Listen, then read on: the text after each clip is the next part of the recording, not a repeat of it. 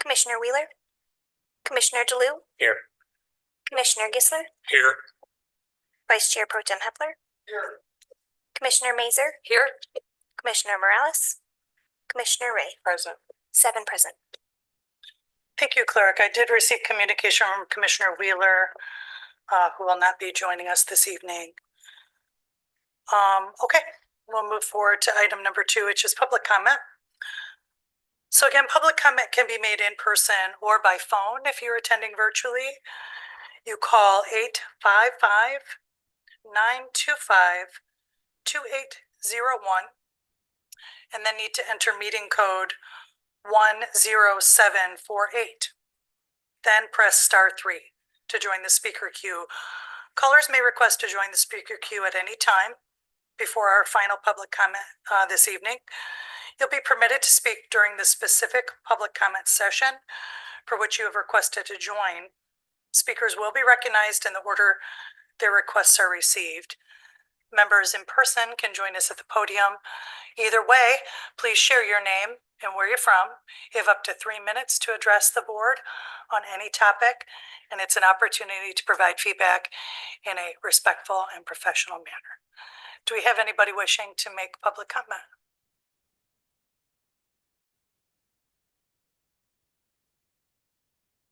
I'm seeing none in chambers. Dina, do we have anyone online?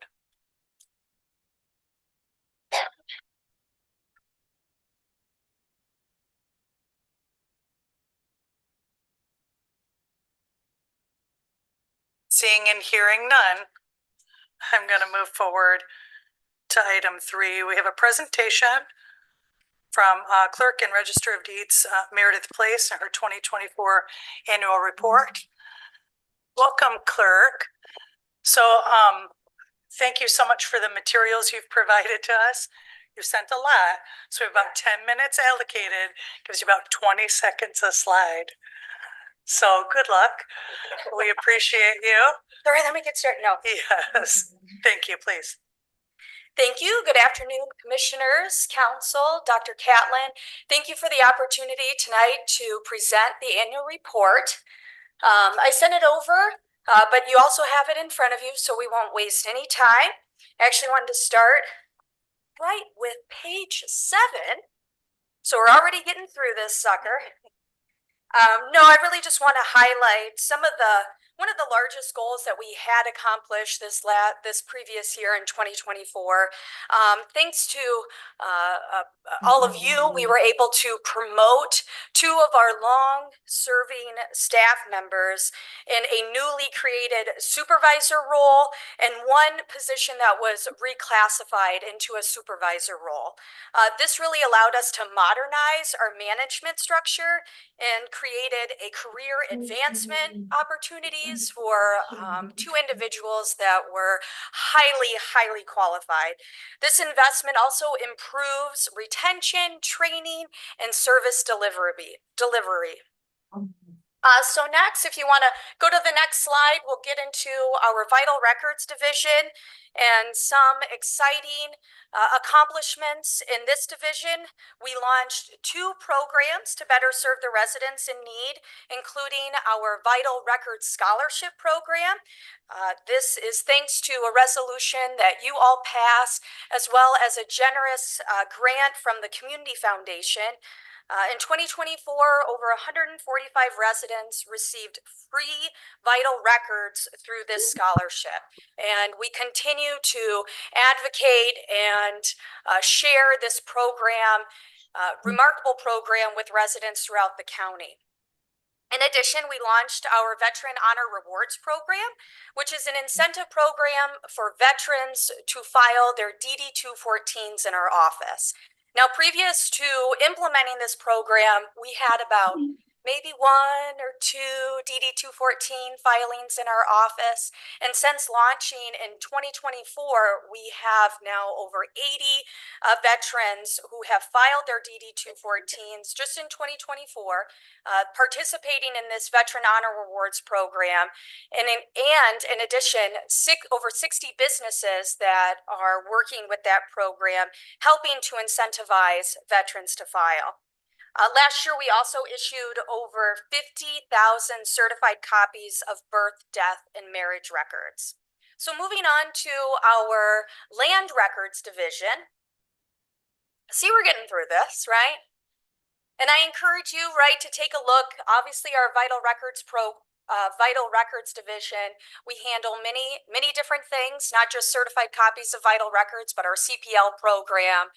There's a fun slide about the top names of 2024. Everybody loves that. But so in our land records, thanks to ARPA funding, again, in this board's vision, we were able to preserve nearly 2 centuries of Kalamazoo County's land records for public access.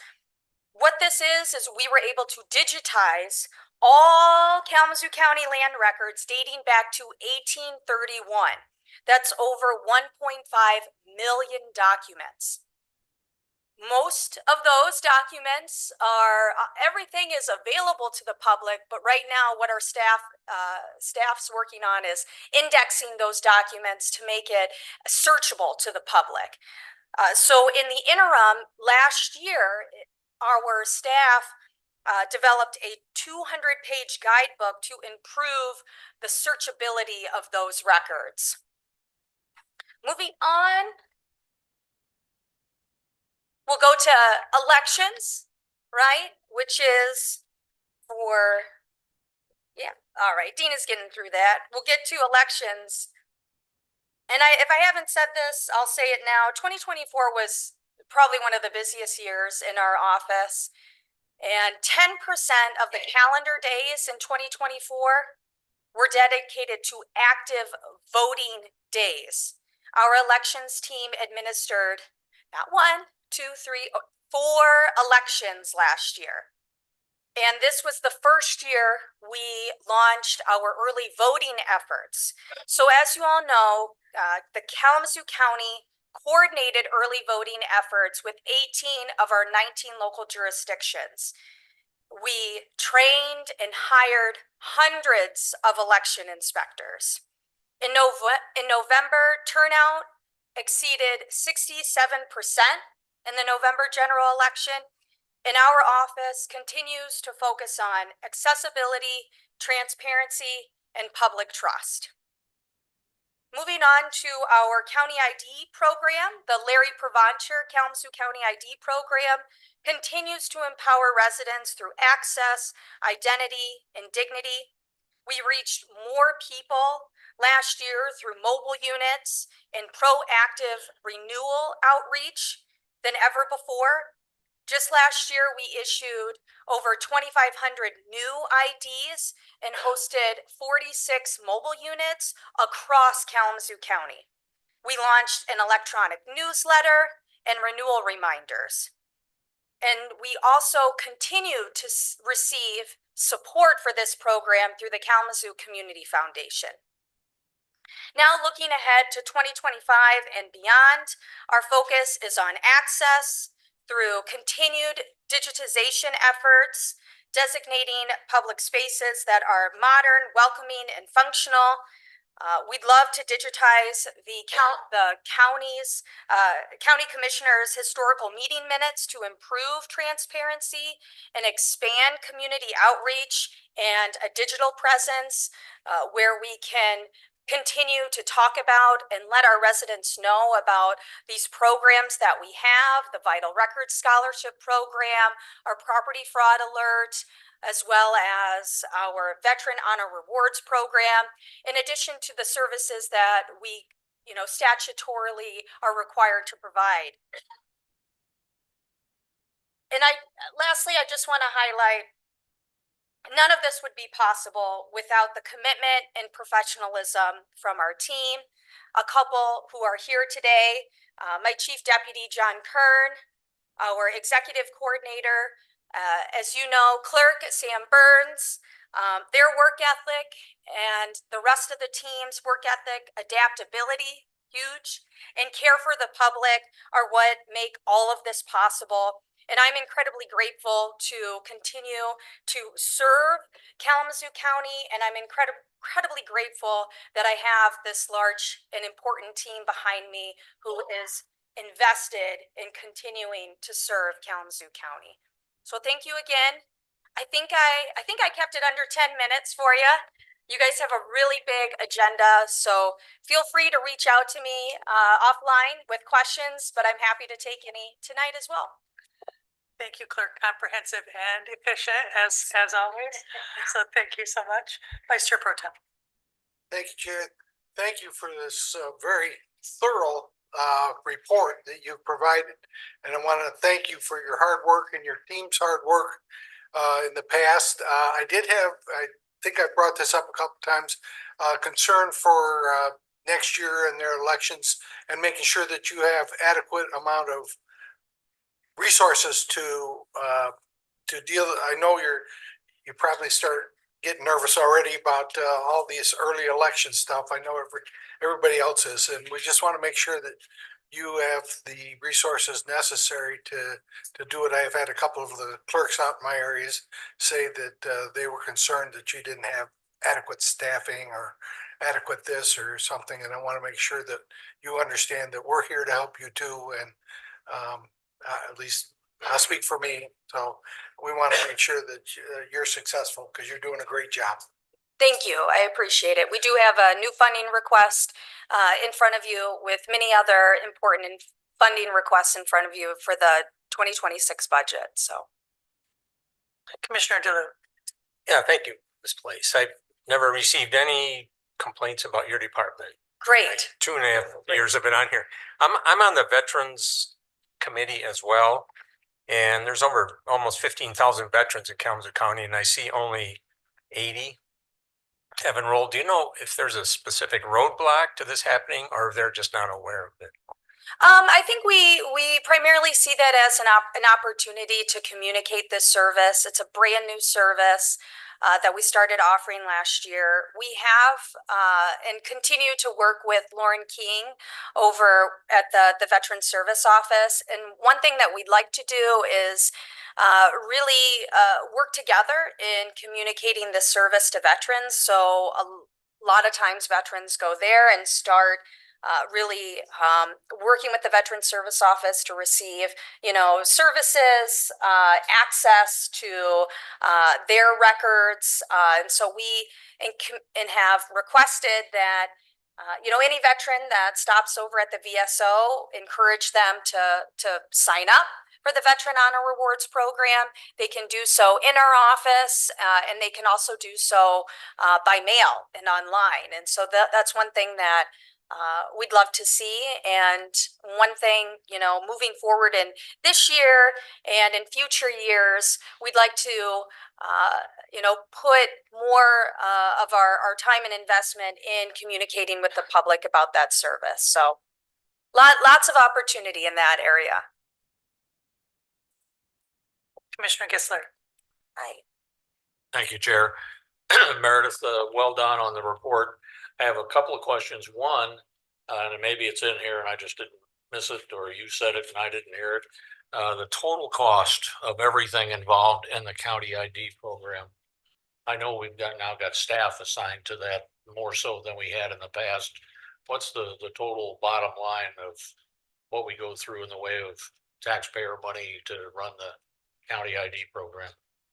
So I can get you the specific numbers offline, right? There's an operational cost, and then of course we have one staff member. So there's, two different line items there, right? So I can get you an operational cost and then the cost for a staff member. And then of course we have that additional $25,000 that we have received through a generous grant from the Community Foundation. So overall though, there hasn't been an increase in operational requests, right? Over the years, the operational dollars for that program have remained the same since 2018. My office, me in particular, I've never requested new operational funding for that division, that program, the County ID program. So operationally, offhand, it hovers around $40,000. And I'm sure anybody in the audience with Munis in front of them could provide that, but it hasn't changed since 2018. And the only increase in funding that that program has received, right, since it's, since it was created, was an increase in a halftime position for a full-time county ID coordinator. Thank you. May I ask one additional question about the county ID program, and that is, are you getting any heat? I understand that there may be some heat going to counties with ID programs from some of the changes made in Washington. Is that a filtering to you, or is it stopping at the state level, or? Honestly, the heat we're receiving is the amount of new IDs that we continue to offer to residents. To date, the county ID program has issued over 7,500 new IDs. Just this year, nearly 700 new IDs have been provided through this program. So, right, to answer your question, folks are utilizing it. They're continuing to utilize it. And while we are in really uncharted waters with our leadership in Washington that has, in fact, right, we've had some tough conversations in the county ID program, and there have been some changes that we've had to make, but nothing to the service delivery piece, right? So we continue to offer this service, and folks in the community continue to use it and need it. One more. I'm really abusing you, Chair. I'm sorry. What's the outlook? I know it's probably in a state of flux for the election process in 2026. I guess I'm glad that we get a sort of a year off from having to follow the dictates for the state of Michigan and the election process.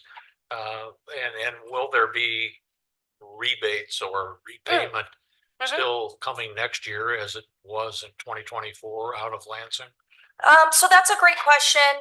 And I think one that, we continue to have heartburn over as it relates to early voting reimbursement. Last year, when the early voting efforts were 100% reimbursed either through state grants or through the local parties that are participating in the agreement.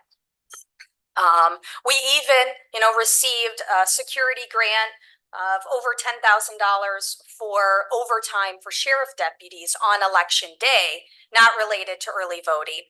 So we're not, we don't know, right, if those grants will be available in 2026. But what we do know is the early voting agreement that we have in place with our locals, and what we'll continue to have in place moving forward, is an agreement where the county coordinates early voting efforts, and any expense that we incur, right, for that work is reimbursed by the parties at a proportional rate, right? So the city of Kalamazoo, with now 27 precincts, is paying a proportional rate as opposed to Waukesha Township with one precinct. But bottom line, right, for you all to know is that the early voting efforts, if it's not paid for by the state, which we'd all like it to be, because you all are representing these local jurisdictions, right? If it's not paid by the state, it would be paid for from those local jurisdictions at a proportional rate. Thanks. But yeah.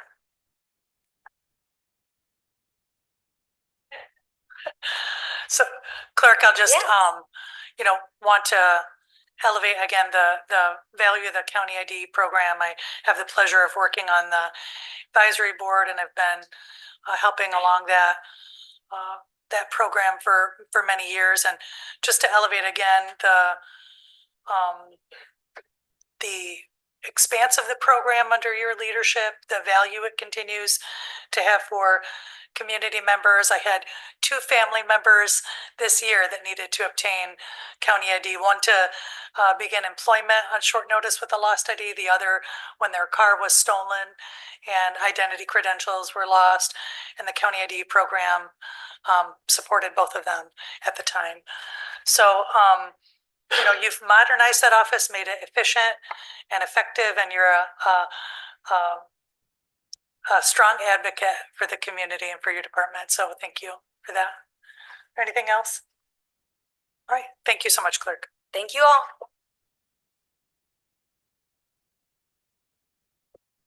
All right, we're gonna move to item number 4, so review of accounts payable and payroll disbursements with our Finance Director, Mr. Ryan Post.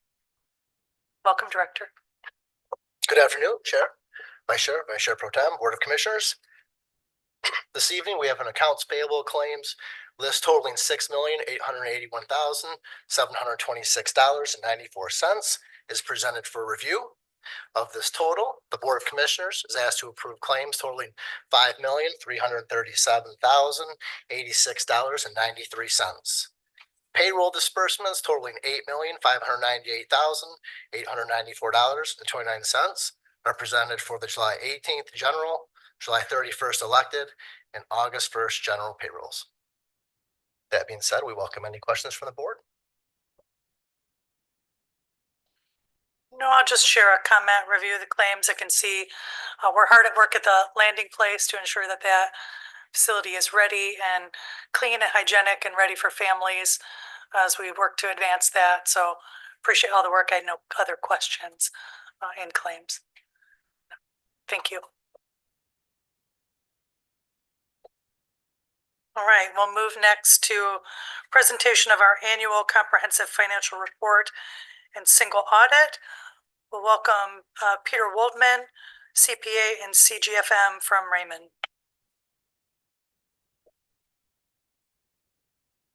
Welcome to you. The button with a person on it should, there you got it. Thank you. Excellent, welcome to you. First, want to start out by saying a special thanks to Ryan and Phil in the finance department for providing all the documents we request and getting us through the audit, and then the rest of the departments we worked with. Go to the audit opinion. This is an unmodified opinion. This is the highest opinion we can render as auditors. What that means is your financial statements are materially correct and they are useful and reliable for making decisions. Next slide. We'll go over the audit findings and recommendations. So there were no findings or recommendations over the federal awards compliance. So what happens is, as you spend over $750,000, the federal government requires us to do a compliance audit on a major program or major programs. So there were no findings on those funds. There was one financial statement finding related to material audit adjustments, and that can be found on page 244. Part of it was due to adjusting beginning fund balance of the lake level districts for capital outlay expenditures that occurred in the previous year, an adjustment to retainage payable and capital outlay related to the justice facility, and then another to adjust special assessments and deferred outflows or deferred inflows in the drainage district. There were two corrected findings from the previous report. Cash and investments was properly reconciled along with the reconciliation of subsidiary ledgers. We'll go to the next slide. The report is quite large. I believe it's over 260 pages. These next two slides would be where I would focus my attention if you were reading it. There is a letter to the commissioners that goes over the profile of the government financial conditions and then awards and acknowledgements. Within that, there were 5 elements that I'll highlight. There was an employee benefit enhancements paragraph, a new strategic plan that the county implemented, a new veterans millage, and then the justice facility, which was completed this fiscal year, and then the acquisition of a transitional housing facility, the highlights within there. We'll go to the next slide. management's discussion and analysis again. This is on page 23 to 34. If I was going to read the report, I would be reading the transmittal letter and management's discussion. Goes over the summary financial statements on page 23. Highlights the total net position, changes in fund balance, unassigned fund balance of the general fund, general obligation bonds outstanding, and the change in general obligations for the financial highlights. And then goes over comparative information for the government-wide level, and then a focus in on the general fund, which is the main fund of the county, and then a narrative regarding fluctuations from the previous year, and then highlights regarding your 2024 budget, and then looking forward to your 2025 budget. Next slide. We'll highlight the general fund. Total fund balance was $35,923,097. This includes $3 million of budget stabilization, leaving unassigned fund balance for the general fund at just over 30.1 million. The change in fund balance was a decrease of 20.2 million. And that was primarily the result of a transfer to the capital projects fund for future projects that the county may have. The final budgeted change in fund balance was actually a negative 31.1 million, to about 11 million ahead of your budget. Next slide.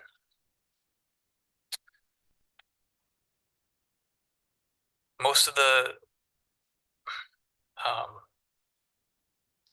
numbers people typically want to hear are, how does fund balance compare against our annual expenditures? Total fund balance represents 32.4%, and then unassigned fund balance, which is available for expenditure, represents 27.2% or 3.3 months.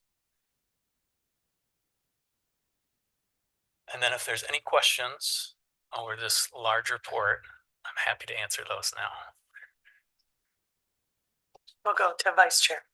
You might want to stay a while. I've read this a couple different times. I've got quite a few notes and a few questions on this.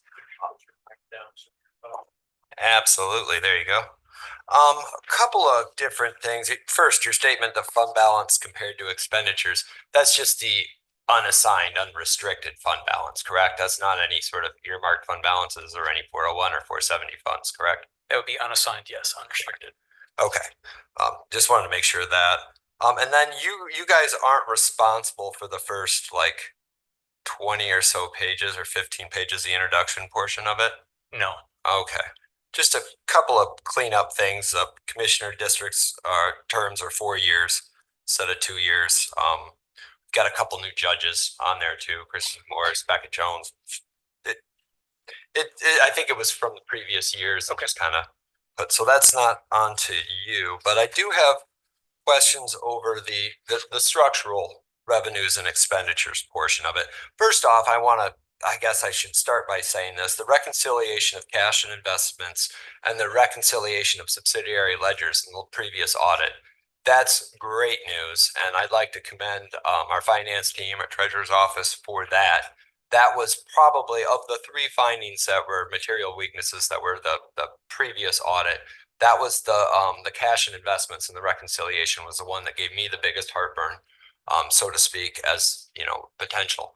But the last ones, the material audit adjustments for lake level funds, to be brutally honest, I think we should clean that up next year and be more on top of it, but it doesn't give me the heartburn that the previous year's findings did. That being said, that's just kind of the 100,000 foot level. I do have some questions on the 2024 budget, if you may, because I was trying to figure this out, and I've got it on, I think it's page 48 of the report here. We've got the general fund, the law enforcement fund, general grants fund, the enterprise funds, And they all basically show a structural surplus, if you will. The revenues were 4.8 million over budget. Expenditures were 3.8 million under budget. And that's just a general fund one. The law enforcement fund has a structural surplus, I believe, of about 950,000. General grants fund has a structural surplus. The opioid funds and the economic development grants fund, those are more restrictive in nature. So I'm not as concerned, especially with the opioid funding as the settlements come in. But I guess my question has to do with the revenues and expenditures. Is it a safe assumption to say that we made roughly, let me come up with this number here, $10.6 million revenue, or 10.6, we came up with $10.6 million more than what we spent, not counting earmarks or not counting restricted reserves that we put into 470 or the employee benefits fund. Is that a safe assumption? I guess which page are you on? Well, page 48 was where I was getting most of my information on here. And that just talks about I mean, it goes into enterprise funds and everything else, but I was more interested in the general fund stuff. I mean, for instance, the general fund on page 48, does that shows an $8.6 million structural surplus. Now we have 24.5 million in transfers out. Is that correct? You had 45 million, 45.2. 45.2 million in transfers out. Correct, yes. Can we determine where those transfers out, what percentage went to employee benefits fund, what percentage went to 470, what percentage went to, because I know they went to several different funds, but I mean, I couldn't figure out where those transfers out went to. Yes, in the footnotes, there is a page that goes over the transfers. In the very bottom? It's actually quite further along in the report. Okay. Page 92. We'll Okay. go over Page where 92. the transfers went. Okay. Sorry about that, but that 16.3 or 16,372,000 went to the capital projects. Okay, 16 to the capital projects. I think 4.8, as I recall, went to employee benefits fund. I found that somewhere else. Yeah, 4.8 went to internal service funds, which would Internal likely service be your funds, yeah. employee benefit funds. And then Okay. another 24 million went to the non-major governmental funds. Okay. Okay, thank you. I see that now. That will help me get to that. We're preparing, I guess as we prepare for our next year, 2026 budget. It's kind of good to look at what we were spending and what the trajectories, and this is very helpful in that. I mean, it basically shows where our cash on hand is in every single month. But I just want to remind this board, we had, according to we had about a $10.2 million surplus again, which means we're bringing in more money than we're spending again. This is the 5th or 6th year in a row that we've done this. I'd really like during this budget process to get those dollars into our community and not just create bigger and bigger. I mean, we've got some huge purchases coming up with the administration building, a jail renovation, a lot of different capital purchases, but we're already putting that money into Fund 470. We've got $35 million in there right now.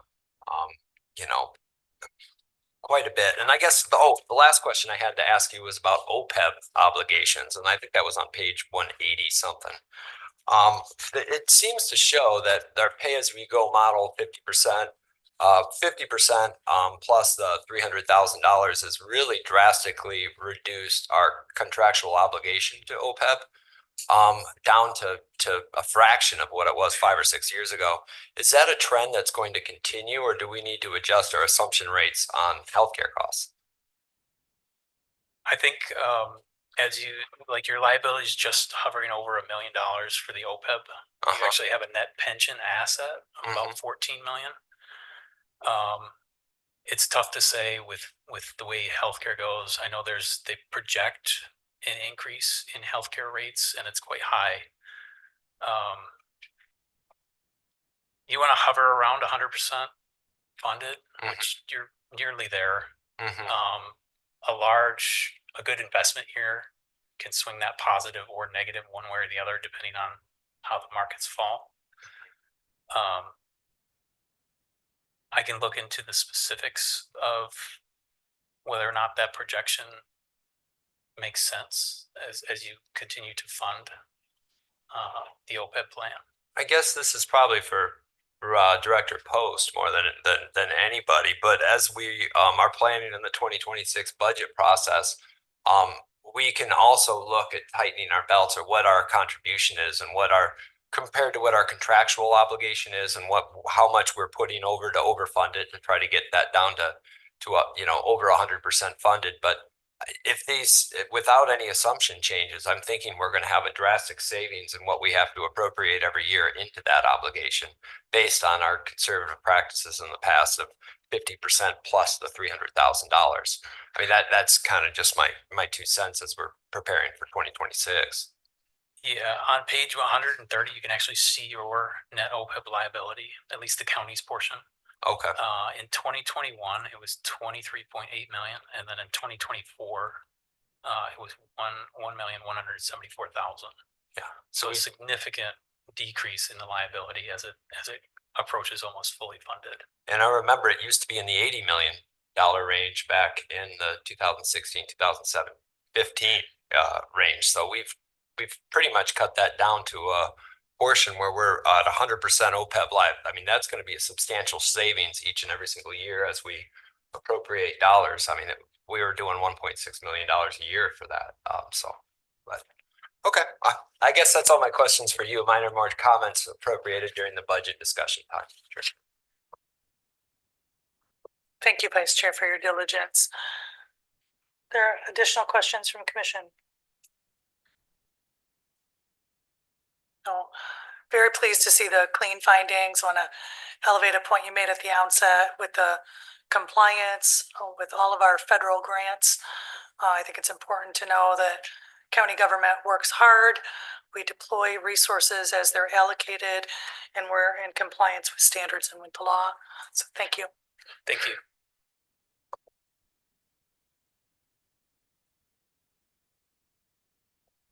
Okay.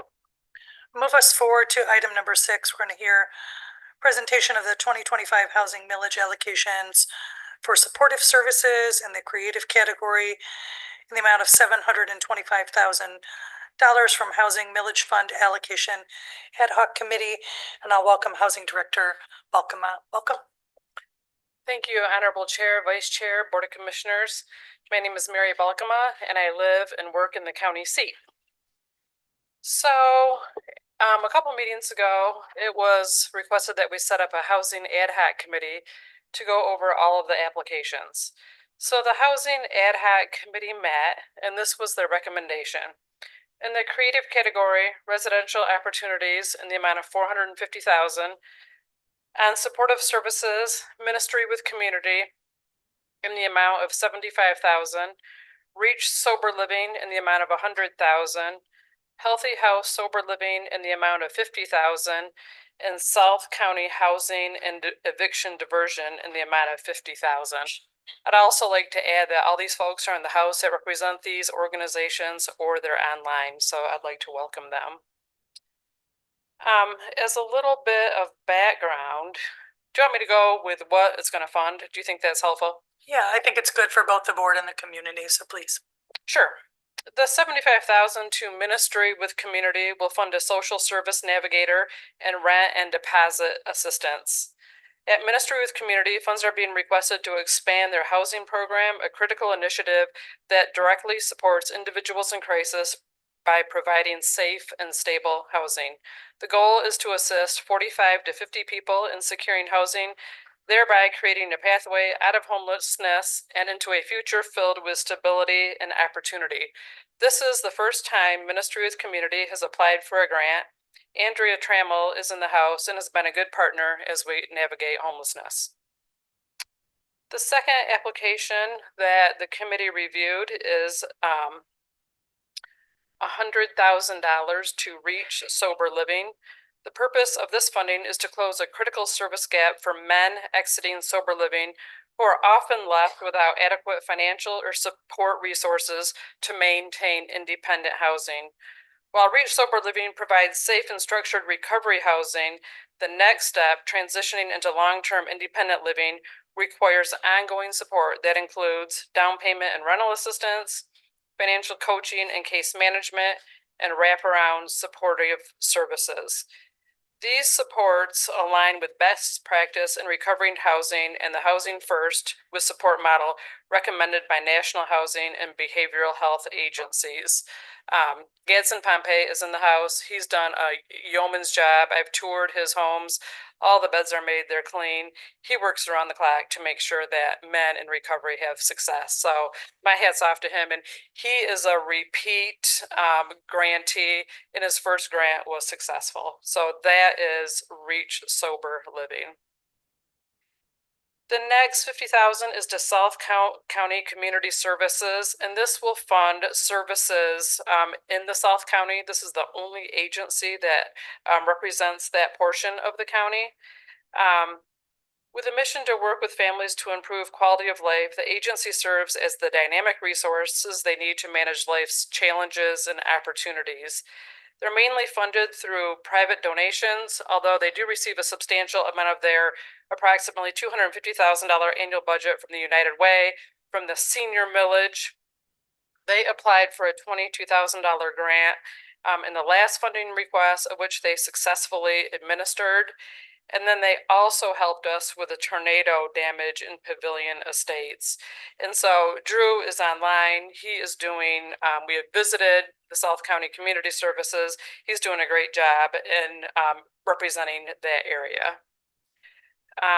It's comprised primarily of Pavilion, Climax, Waukesha, Brady, Schoolcraft, and Prairie Ronde. The next application was $50,000 to Healthy House. Pam Coffey is in the audience. She, while Gadsden Pompey represents men in recovery, she represents women who have been struggling with substance use disorder. In 2015, she opened their first sober living home with the ability to house 8 women. Their overarching goal is to ensure that women in recovery can build stable lives, successfully reconnect with their families and communities, and achieve their personal goals by engaging in a successful recovery process. In 2021, they purchased a home in hopes to expand their services to additional 9 women, including our Be Well program. Their new house is located on Douglas. They will come back for a request under multifamily for some fire suppression works that has, but she has been providing these services for over 8 years, and she is doing a really good job with the women they serve. So for the supportive services, there was about 973,000 in requests, and the ad hoc committee chose these 4, and the housing department concurs with their recommendation. In the creative category, there was 1 applicant. It's Residential Opportunities Incorporated, and Dr. Coleman and Tom Ealing are in the audience. They own 2 different developments. One is on Duke Lane in the city of Kalamazoo. One is on Barrington Street in the city of Portage. They are requesting money for the rehab of 48 units for low moderate income and persons with intellectual and developmental disabilities. This is a tax credit project where they're at the end of their tax credit, so they could go have it market rate, but we obviously do not want these folks displaced, and they obviously can't afford market rate, some of them. The project consists of 2 separate developments. I said that one in the city of Kalamazoo and one in the city of Portage.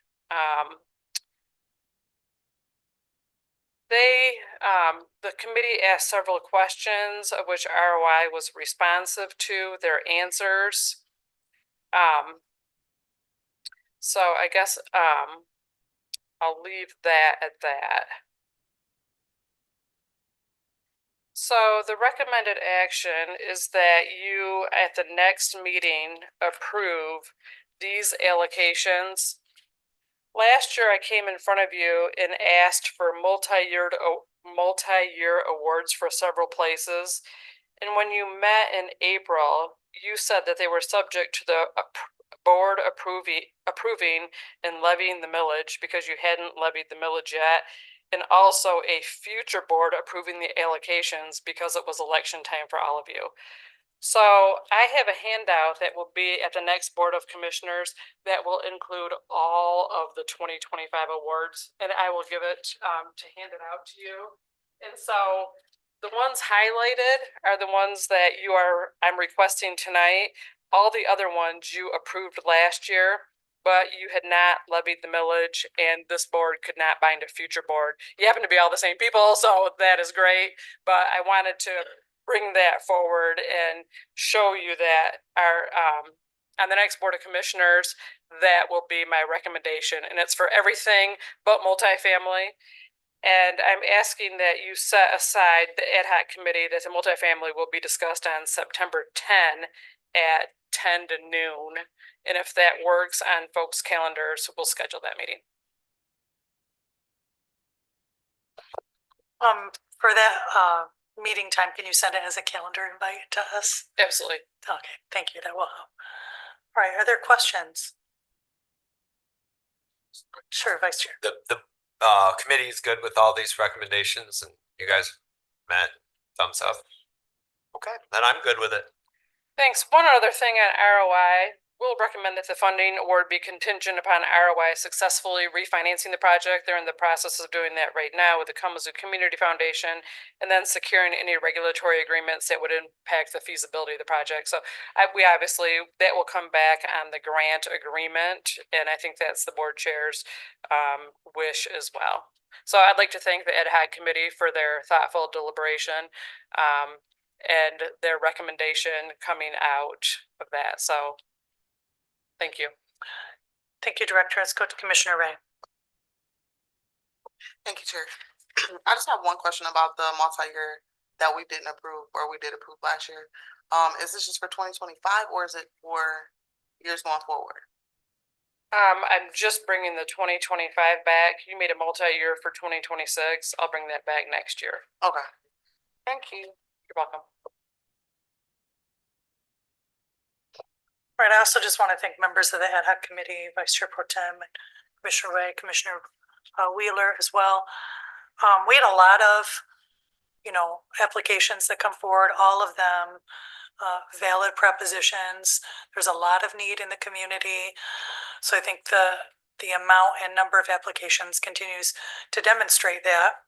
I'm very pleased to see awards that also target other focus areas for the board. So when we're thinking about how do we address folks who suffer chronic homelessness, also how we tackle issues around opioid and substance use disorders.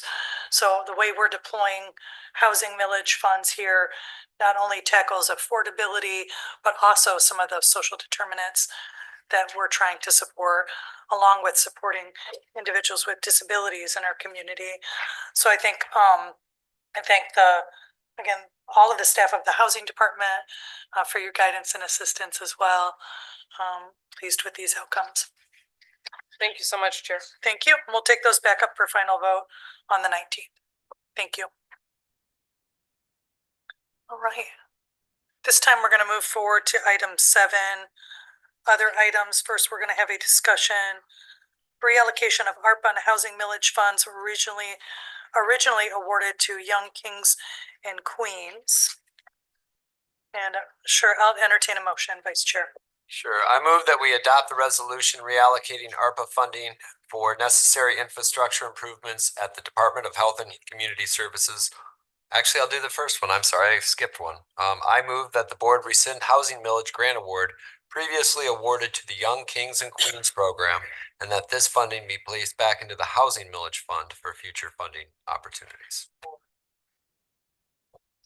There's a vote, motion made by Vice Chair, supported by Vice Chair Pro Tem. Is there discussion? Seeing none, I'm sorry, Commissioner Ray. Thank you, Chair. Just one comment. As we look to reallocate the funding that we're taking back, the $173,000 being returned to the housing millage fund, I'm okay with that. The $400,000 though, it came from the disproportionately impacted communities pot, and I feel like that funding should go back there. We allocated funding to a number of things, and internal projects was one of those things. And that money was spent the way it should have been spent. So I just feel like this $400,000 should go back to impact disproportionately impacted communities and not to internal services.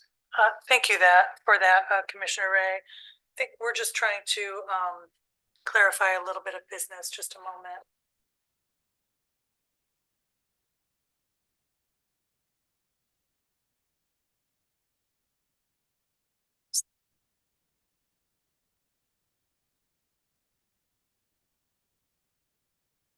Yeah, I'm going to rescind that motion because I read the motion that was supposed to be at the 7 o'clock meeting, not the 4:30 meeting, so. I guess will you rescind this? Thanks. We'll take up further discussion at the regular meeting. So motion has been requested, rescinded, and supported by the support. Council, do we need a vote on the request to rescind? No, Madam Chair, as that is the maker that's rescinding. Thank you so much. Okay, so we will consider that rescinded. Vice I Chair. have a new motion. I move that the board add to the regular August 6, 2025 agenda under new business an item to rescind the remaining balance of the weather-related disaster relief award provided to Texas Charter Township in the amount of $27,267.68 to be reappropriated at a future meeting of this body. Yes, motion made by Vice Chair, supported by Vice Chair Pro Tem to reallocation of disaster relief award to the regular meeting. All those in favor? I'm sorry, discussion. Yes, Commissioner Ray. So should we be making that motion at the regular meeting before we approve the agenda? Council.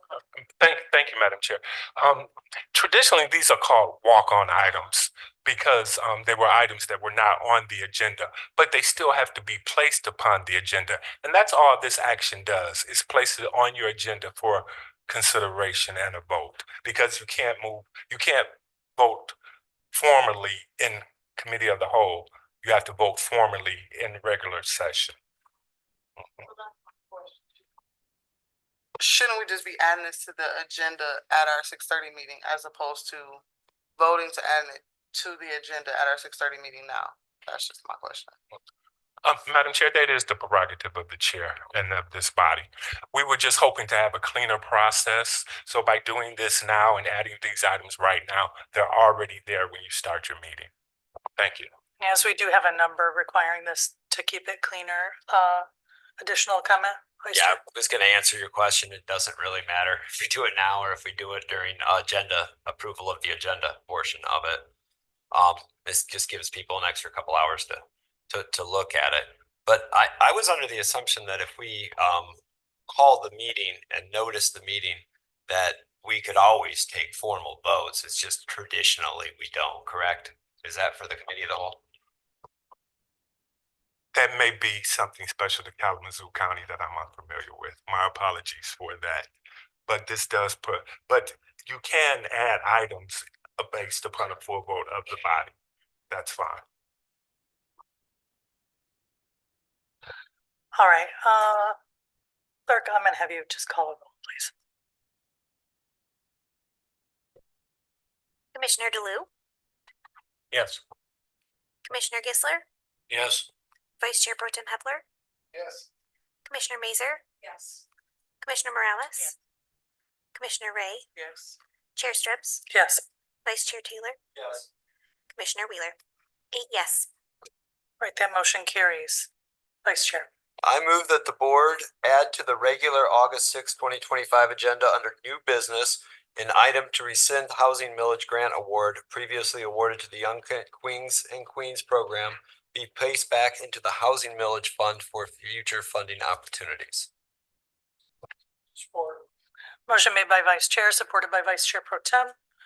Any further discussion? Seeing none, I'm sorry.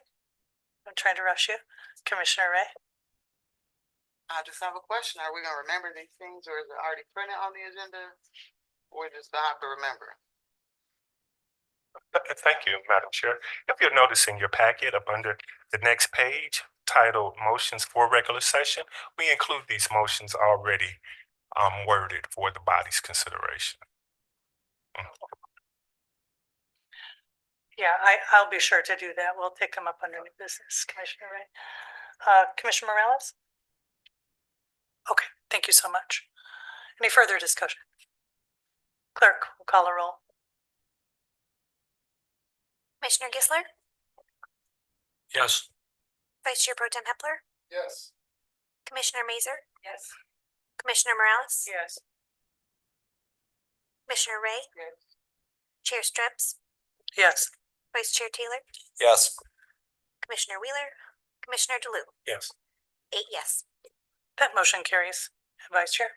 And I can't wait till Abby gets back because she's so much better at this than I am.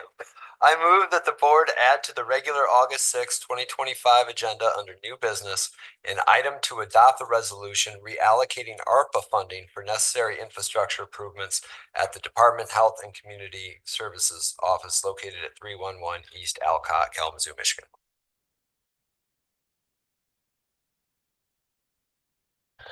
Motion made by Vice Chair, support by Commissioner Morales.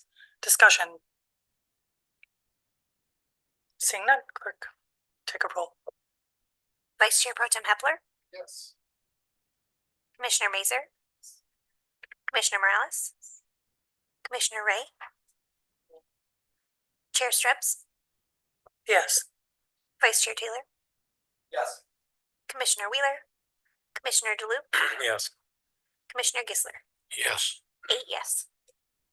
That motion carries. All right, thank you, commissioners. We'll continue items in number 7. We also have presentation of a proclamation honoring Gwendolyn Lanier. This will come forward to us also this evening at the regular agenda for approval. And then finally, we also have first reading of a resolution opposing MDHHS plan to implement a competitive procurement process for prepaid inpatient health plans. And that will come before us for approval on August the 19th. That was brought forward by Vice Chair, and proclamation recognition of Gwen Lanier brought forward by Commissioner Morales and myself. Any further discussion? And sorry, and Commissioner Ray, I'm so sorry. No, Too many you're things fine. happening at the same time. A lot of stuff just happened. Yes. So normally we have a discussion about something and then we vote on it at the next meeting. So is that the purpose of just adding all of those items to our 7 o'clock and we have discussion on the agenda at the COW, but we didn't really discuss it? Like I just feel a little confused. Thank you. We could hold the discussion at either point. We can take action on a motion at the regular meeting. The body can choose not to move motions, but we'll take the discussion up then for reallocation. We've had both at the budget session and prior review of ARPA. We knew that we had shortfalls for each of these, so we have had some discussion around them. That's why we're letting them move forward for further discussion and action this evening. So does it need to happen?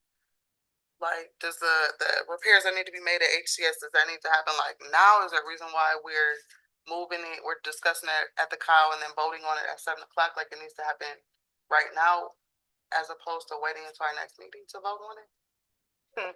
No, there is a potential we could request to move it at the setting of our agenda, I suppose, this evening. We can have further discussion. Administrator, would you like to elevate any urgency on the matter? Yes, Chair, thank you. Vice Chair Pro Tem Commissioners, Commissioner Ray, for your question, yes, it is imminent that we approve a plan of attack for the water line replacement. So currently, none of the staff in the building actually have access to drink that water. We are purchasing water from Gordon Water Systems to ensure safe drinking water. There are elevated levels of copper within the water lines there. So the water lines need to be replaced immediately so that we are not procuring water elsewhere and adding costs to the county operationally. Now that's very helpful. Thank you. Thank you, Administrator. And thank you for your question, Commissioner Ray. Vice Chair. Just, suppose we can't get any money from Plaza Corp for selling us that building, can we? All right. We have anything, we have no closed session this evening. Anything else before us? All right, at that time, this time we are adjourned.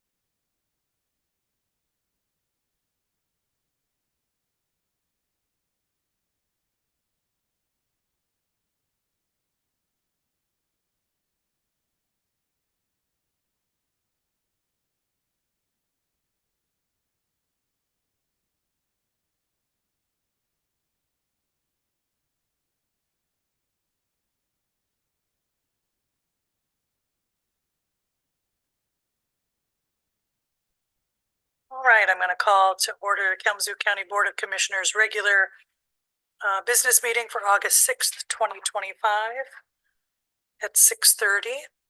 Our first item is invocation reflection, which was for Commissioner Wheeler, who was not able to be with us this evening. Is there another commissioner who wishes to stand in?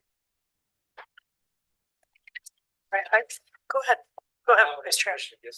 Oh, good.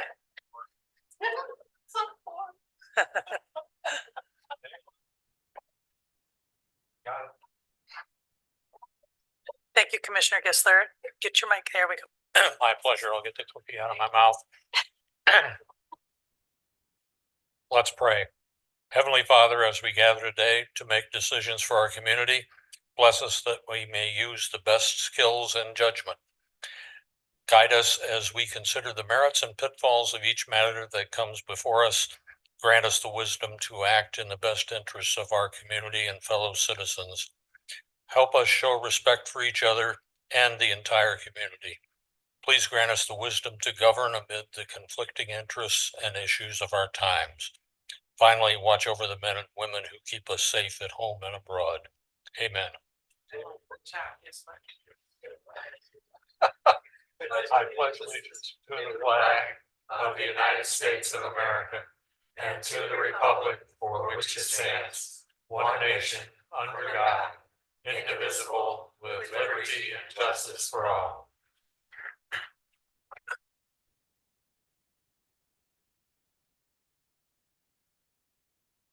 We'll go to item number 3. Clerk, will you please call our roll?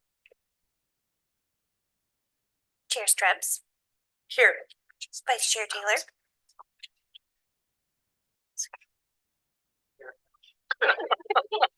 Commissioner Wheeler.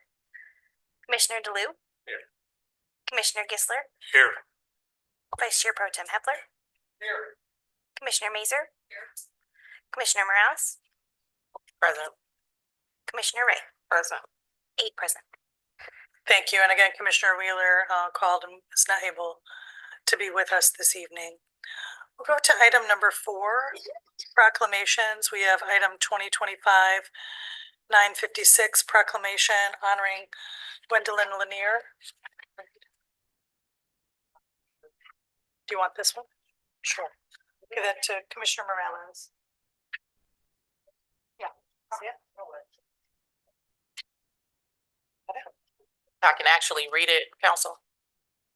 I'm joking. I'm reading. All right, thank you, Chair.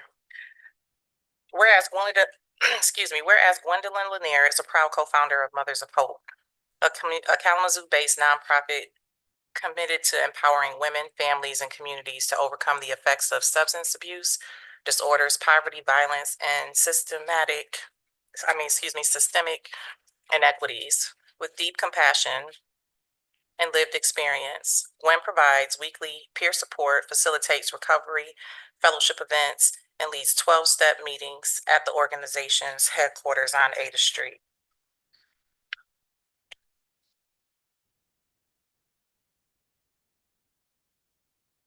Whereas born in November 1953 in Miami, Florida, Gwen's early life was shaped by hardship, displacement, and communication barriers. Raised in part by her deaf great-aunt, Gwen did not learn to speak until age 6. She endured a challenging adolescence, dropping out of school at 16 and becoming a mother while navigating instability, addiction, and single parenthood. Whereas, yet Gwen's story is not defined by her struggles. It is a testimony of transformation. After battling addiction and attending 3 treatment programs, Gwen embraced recovery on September 19, 1988, a day that changed her life forever. Now over 36 years clean, she has become a beacon of hope and healing in her community. Whereas under her leadership, Mothers of Hope offers 12-step meetings daily and recovery fellowship opportunities, creating a safe, drug-free, home away from home environment for individuals in recovery. Gwen's life reflects her faith, resilience, and unwavering commitment to service. Her accomplishments include 30 years of service at Ministry with Community, a recipient of the YWCA Women of Achievement Award, co-founder and board member of Mothers of Hope, recipient of numerous community honors, including Black Women's Roundtable, Sistar Leadership Award, longtime community leader, serving on the boards of Safe House, Laura's House, and the Northside Association of Community Development. 26 years of proud ownership in Kalamazoo's historic Northside neighborhood, whereas pursuing her associate degree in social work with over 70% of her coursework completed at KBCC. Whereas matriarch of a service-oriented family whose children and grandchildren continue her legacy of leadership and public service. Whereas her greatest pride is her family. Yolanda Niels, her eldest, is an Army veteran, author, and co-owner of Kindred Healing Center in Atlanta, Georgia. What is GY? I'm sorry. Oh, Guinea Sergeant, excuse me. Retired Burrow Wilson Jr. Her son holds a degree in aeronautical engineering from Embry-Riddle and served honorably in the U.S. Marine Corps. Stephanie Williams, her youngest, is a 20-year public servant, former Kalamazoo County Commissioner and Chairwoman, City Commissioner, and a former candidate for Michigan State Representative. Whereas Gwendolyn Lanier's journey from addiction to advocacy is a powerful example of what it means to heal, to lead, and to never give up on yourself or your community. As Helen Keller said, although the world is full of suffering, it is also full of overcomers. Gwen is one of them, and she has dedicated her life to making space for others to overcome too. Whereas Gwen, in collaboration with Charles Parker of Charlie's Place, co-founded the Five Families program to support parents seeking to engage. It's a hole in my report. Seeking to engage their children in continuing education opportunities when not in school. Gwen sponsors and mentors men and women in recovery, walking alongside them in their journey to sobriety and purpose. Whereas Gwen's mantra is up with hope, down with dope. She lives by the affirmation, the lie is dead, we do recover. Now therefore be it resolved that the Kalamazoo County Board of Commissioners does hereby acknowledge with gratitude the many years of dedication and service that Ms. Gwendolyn Lanier has given to the Kalamazoo community. Support. Motion made by Commissioner Morales, supported by Vice Chair Pro Tem Hepler. Is there any further discussion? All right, seeing none, clerk, will you please call the roll?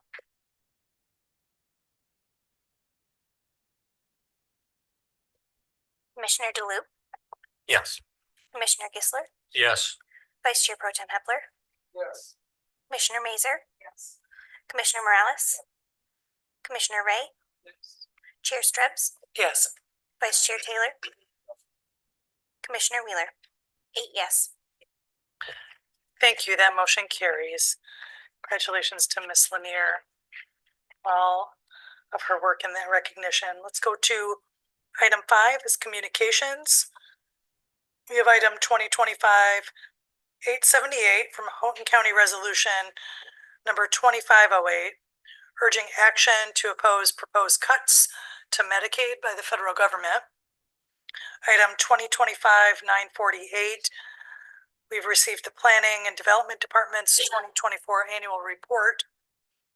And item 2025-953, it's a public hearing notice to receive public comment on a brownfield redevelopment plan to include therein the property located at 6565 West Main Street in Kalamazoo, Michigan, 49009. Are there any other communications from members?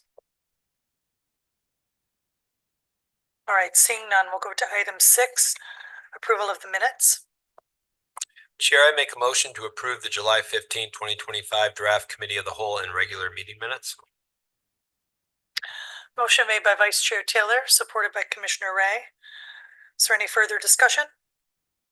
All those in favor signify by saying aye. Aye. Yep. Any opposed? The motion carries. Go to item 2025-947, Request for approval of the July 29th, 2025 draft meeting minutes. So Budget moved. retreat, sorry. Thank you. Motion by Vice Chair Taylor, supported by Commissioner Ray. Any further discussion? All those in favor signify by saying aye. Aye. Any opposed? That motion carries. We'll go to item 7, approval of the agenda.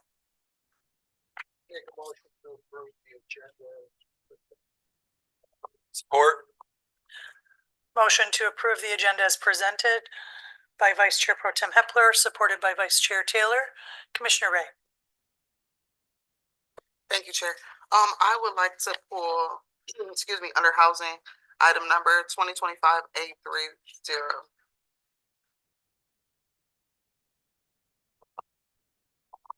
Thank you. Item 2025-830 will be taken up under non-consent. Any others?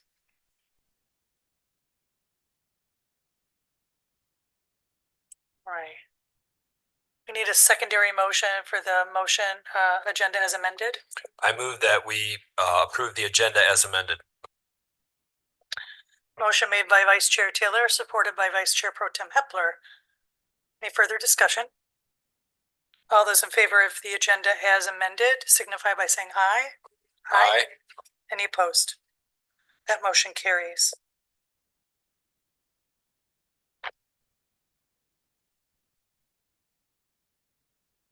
Move to item 8 for presentations. We have none scheduled for this meeting. We'll go to item 9 as an opportunity for public hearings, which also we have none. Pardon me.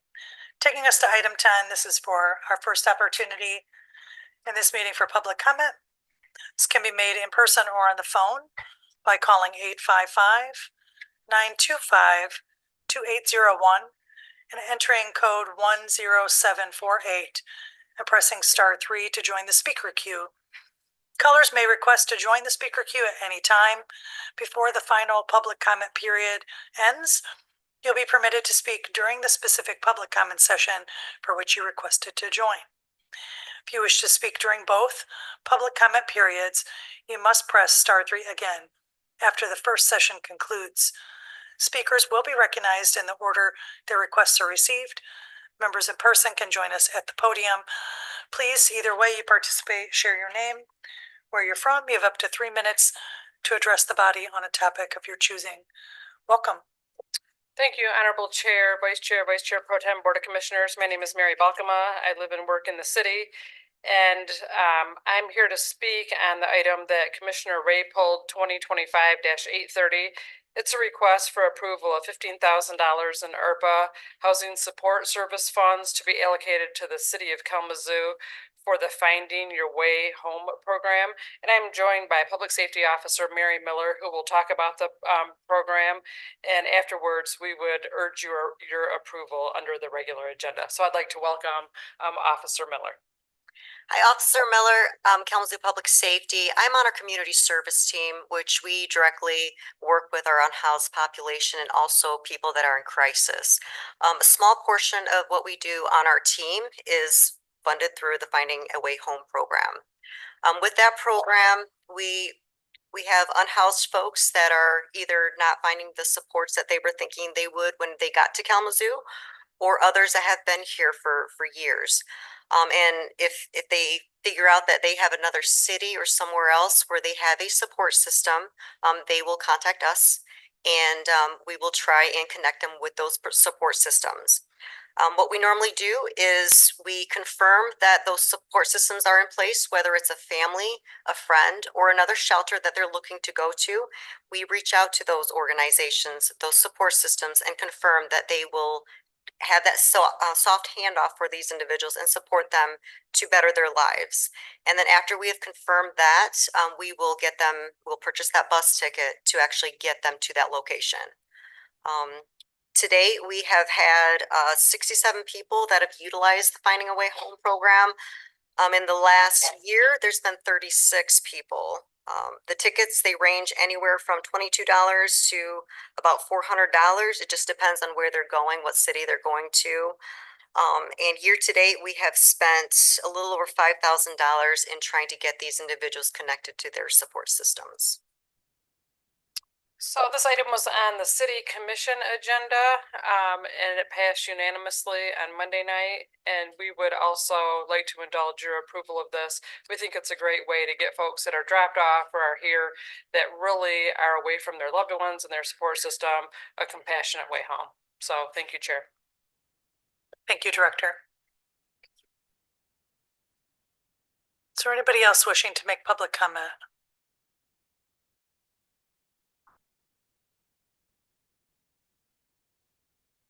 Welcome. Thank you. Good evening. Jane Ghosh with Discover Kalamazoo. And this is a big week for Kalamazoo County. Once again, the best junior men's tennis players in the country are here in Kalamazoo County competing in the United States Tennis Association Junior Boys National Championship for 16-year-olds and 18-year-olds. The winners of both singles and doubles in the 18s will go on to an automatic berth in the U.S. Open. And in this past Wimbledon, one of the winners from Kalamazoo, as recently as 2021, was in the quarterfinals this year. So these truly are the best junior tennis players in the country, and many of them are contenders and the faces that you will soon be seeing in Wimbledon and the French Open and the U.S. Open. And I would like to invite all commissioners and if tickets remain available, county staff to take the opportunity to go and watch this phenomenal tennis right there at Kalamazoo College. The rounds at Western are now over. All the play is happening at Kalamazoo College. I'm going to leave them with the administrator, if that is okay. If you wish to go to the finals on Saturday and Sunday, please use a green ticket. If you are interested in going to see the earlier round play on Thursday or Friday, please use a purple ticket. And it really is an amazing environment and an honor for Kalamazoo to host these tennis players, and I encourage you to check it out. Thank you. Thank you so much. Dina, do we have anyone online? Chair, we do not. Okay, thank you. Seeing none. So that will end public comment. I'm going to take just a moment of personal privilege, and I do want to recognize something in the community. It was elevated this week. There were concerns about members of the Kalamazoo Department of Public Safety operating in law enforcement activities and the KVET enforcement rather while wearing masks. And I do want to thank KDPS Chief Boyson for addressing those concerns and refining policy. And I see Sheriff Fuller has joined us. Sheriff, if you would like to share some comments with us, it would be appropriate at this time.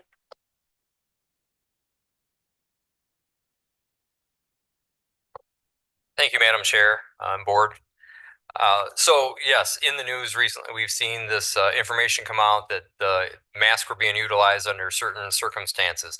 What I want people to understand is that in law enforcement in general, for the longest time, and I've been in law enforcement for 39 years for sure, not as long as a couple of my colleagues that are in the room, but ultimately, I want you to understand that the use of mask is a rare occasion in most of law enforcement.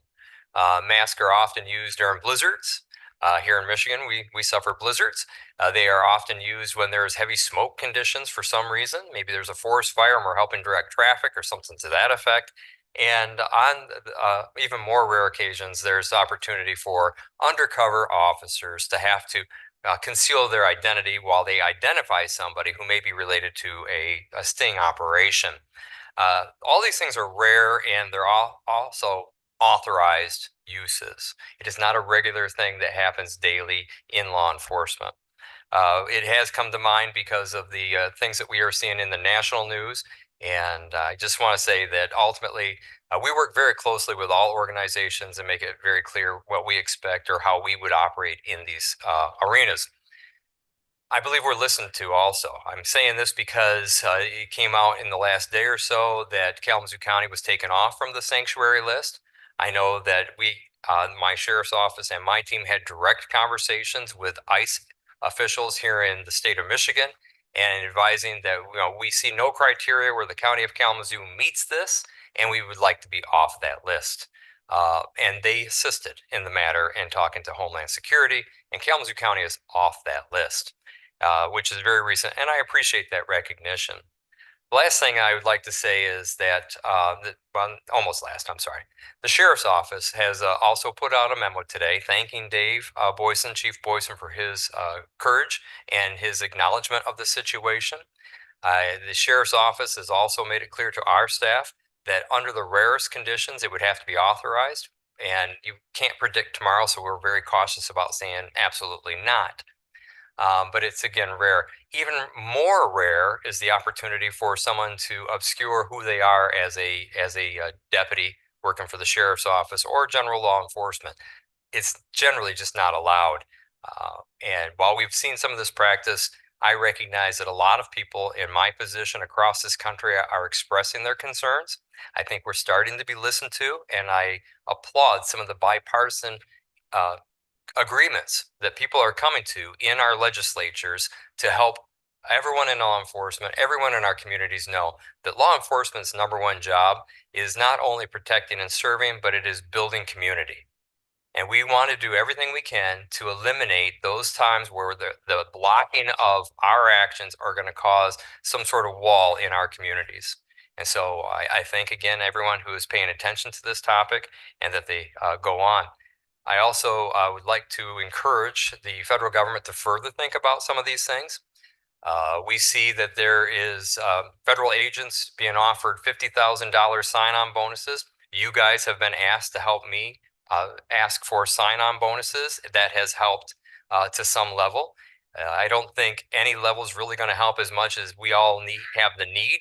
But again, I point out that Kalamazoo County, the state of Michigan, we can't print money. And so we don't have those large chunks. Further, I do applaud the ideas of eliminating college debt for those going into these services. I would love to see it expanded to local governments, and I would like to see it expanded even further beyond just law enforcement officials. It should be everyone in the services of emergencies, in my opinion, as well as doctors, nurses who all carry heavy loan opportunities or payments. And further on down the line, school teachers, they are public safety as anybody else can point out what they do for our communities. So of course, my list is longer. I won't take everybody's time. And I'll say thank you again for the opportunity to help this board, our community, recognize how it's viewed in Kalamazoo, Michigan. Thank you. Are there any questions for Sheriff? Commissioner Kistler? Yes, that designation of sanctuary is gone now. It is. Did you have to communicate with the, Center for Immigration Studies? Because that's where I saw it first and it seemed to want to hang in there. Yeah, I think our legal counsel has addressed that organization to us as a whole. He and I have had a conversation about it. I greatly appreciate his support in that matter. The organization is a difficult organization. They're not even a federally recognized organization. And the information they utilized was a criteria they created, and it wasn't even vetted by the federal government. So again, we are no longer on anyone's list for being a sanctuary city, and that's appreciated. Can I make one additional comment? I go back long enough to know when you pulled that thing together that became the document that guided you through the maze of ICE detainers and that sort of thing. It was not anything done haphazardly. I think you took the better part of a year, as I recall, to come up with something that made sense, that was legal, and yet still didn't declare us a sanctuary city, county, or anything else. And I want to say thank you again. I appreciate that. And I can tell you that all of those involved have heard similar from us, and I will pass that on. Thank you. Thank you, Sheriff. Yes. All right, we're going to move to item 11, our consent agenda. Chair, I move that all items on the consent agenda be voted on one time and considered as a consent agenda by the board. Motion made by Vice Chair Taylor, supported by Vice Chair Pro Tem Hepler, for the approval of the consent agenda. Is there any further discussion?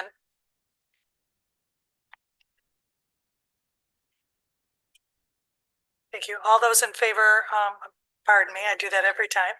Clerk, will you please call a roll? Commissioner Gisler, Yes. Vice Chair Pro Tem Hepler, Yes. Commissioner Mazer, Commissioner Morales, Yes. Commissioner Ray, Yes. Chair Strubs, Yes. Vice Chair Taylor, Yes. Commissioner Wheeler, Commissioner DeLuke. Yes. 8 yes. Thank you. That motion carries. Okay. All right, to move us to item 13. It's our new business non-consent.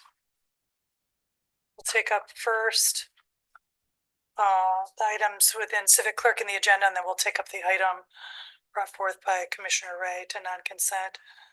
So first is request for approval of and signature of Axon Statement of Work and quote for record management system, the Kalamazoo County Sheriff's Office. So moved. Motion is made by Vice Chair Taylor, supported by Commissioner Ray. Is there discussion? Vice Chair. Just, this is a big deal, this and the next motion. This is gonna modernize the sheriff's office. It's been something that, the sheriff has been wanting for a long time. And, Chair Stress has been working really hard with the, data transparency, group.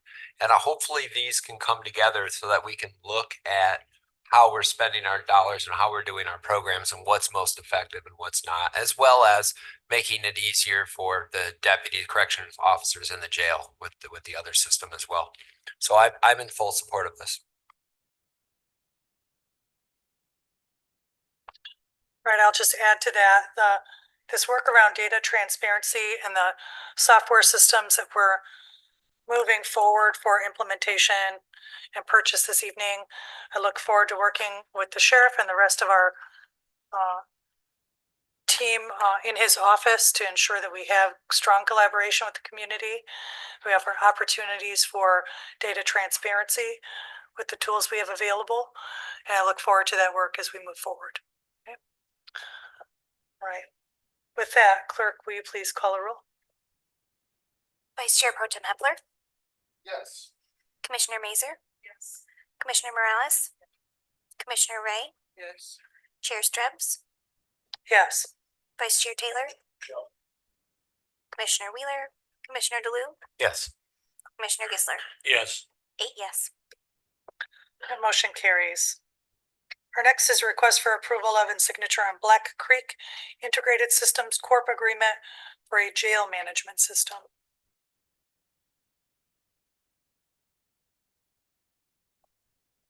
Motion is made by Vice Chair Pro Tem Hepler, supported by Vice Chair Taylor. Is there further discussion? Seeing none, clerk, will you please call a roll? Commissioner Mazer, Yes. Commissioner Morales, Yes. Commissioner Ray, Yes. Chair Strubs, Yes. Vice Chair Taylor, Yes. Commissioner Wheeler, Commissioner DeLuke, Yes. Commissioner Gisler, Yes. Vice Chair Pro Tem Hepler. Yes. 8 yes. That motion carries. All right, next we'll move to request for reallocation ARPA funding for hiring bonus and recruitment incentive in conjunction with board request 2025-752. So Motion is made by Vice Chair Taylor, supported by Vice Chair Pro Tem Hepler. Is there any further discussion? Vice Chair. Really quick, these ARPA dollars are going to run out. So that while solves the problem for the next couple years, we're gonna have to be looking for solutions as we get to the 2027 budget and beyond of how to recruit people in law enforcement. As the sheriff mentioned, it's gonna get even more difficult with the hiring of thousands and thousands of ICE agents that are going to be taking from the pool of applicants that we're actively searching for. So while this is a short-term solution for next couple of years, we need to be cognizant in next budget cycles of how we're going to continue this process. Thank you, Vice Chair. I'm going to add some further comments to that. So the federal government at this time has allocated, in my view, an utterly obscene amount of money for immigration and customs enforcement, including extremely large salaries and recruitment bonuses and lower standards for the officers which will be hired in that regard. And it's important for the community to remember and understand the impact that this is going to have on local recruitment of law enforcement officers, which already are difficult to recruit. Local law enforcement deals with crime in our community, whereas we've seen the application of customs and immigration enforcement is targeting poor working class people and families that work in service industries and pay our taxes. So we're going to see a pressure on the safety of our local communities because of this. So yes, while the board will need to strategize about how we deal with local recruitment, community needs to be clear-eyed about the impacts that federal program is going to have. And again, to work to advocate, Congress can step forward and reallocate money. Hopefully in a functioning democracy, a federal government listens to what Congress allocates funds for, but all of us should be clear-eyed about the impact. I see Under Sheriff stepping forward. If you'd like to comment, please do. I would thank you very much, Madam Chair, Commissioners. Appreciate you reviewing this request and taking your time to discuss it. What I'd really like to request of you tonight is if you would consider passing a motion to maybe merge the two accounts. There are two ARPA accounts that one is going to be was asked for to be used to send people to be trained at a police academy, which we still do need. And the other one was for recruitment and hiring bonuses. And the last thing we spoke about, the new incentive county bounty program that we'd like to start as soon as we can. After we last spoke, we have been out there heavily recruiting, hitting the pavement, doing what we can. And we have 7 candidates accepted to a police academy, and they will be attending. They started this month, which is a blessing, but everything ebbs and flows, and I know you understand that clearly. But instead of continuing to ask you to move monies around, I would ask that you make a motion to merge the accounts to be used for those purposes, specifically sending people to the police academy, recruitment, and our incentive bonuses. Thank you. Thank you, Under Sheriff. Vice Chair. I'd have no problem looking at that and discussing it in 2 weeks, but I'd be remiss if I didn't let it go through administration and finance first before we'd made a motion from the dais. But I certainly think we could talk about that request at our next leadership meeting.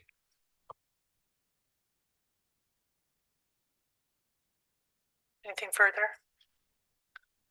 Right. Thank you so much. I appreciate you considering this first request.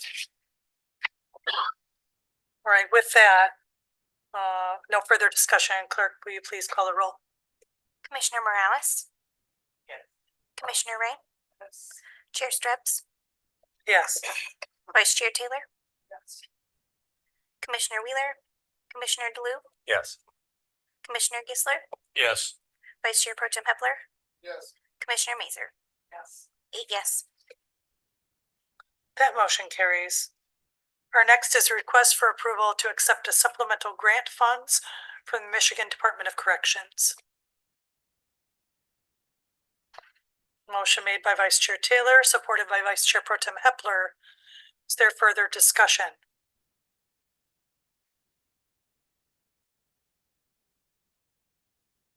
Right, seeing none. Clerk, please call the roll. Commissioner Ray? Yes. Chair Strips? Yes. Vice Chair Taylor? Yes. Commissioner Wheeler? Commissioner DeLu? Yes. Commissioner Gisler? Yes. Vice Chair Pro Tem Hepler? Yes. Commissioner Mazer? Yes. Commissioner Morales? 8 yes. Thank you. That motion carries. Okay, we'll move next to request for approval to adopt a resolution reallocating $400,000 in ARPA funding for necessary infrastructure improvements at the Department of Health and Community Services located at 311 East Elka, Kalamazoo, Michigan.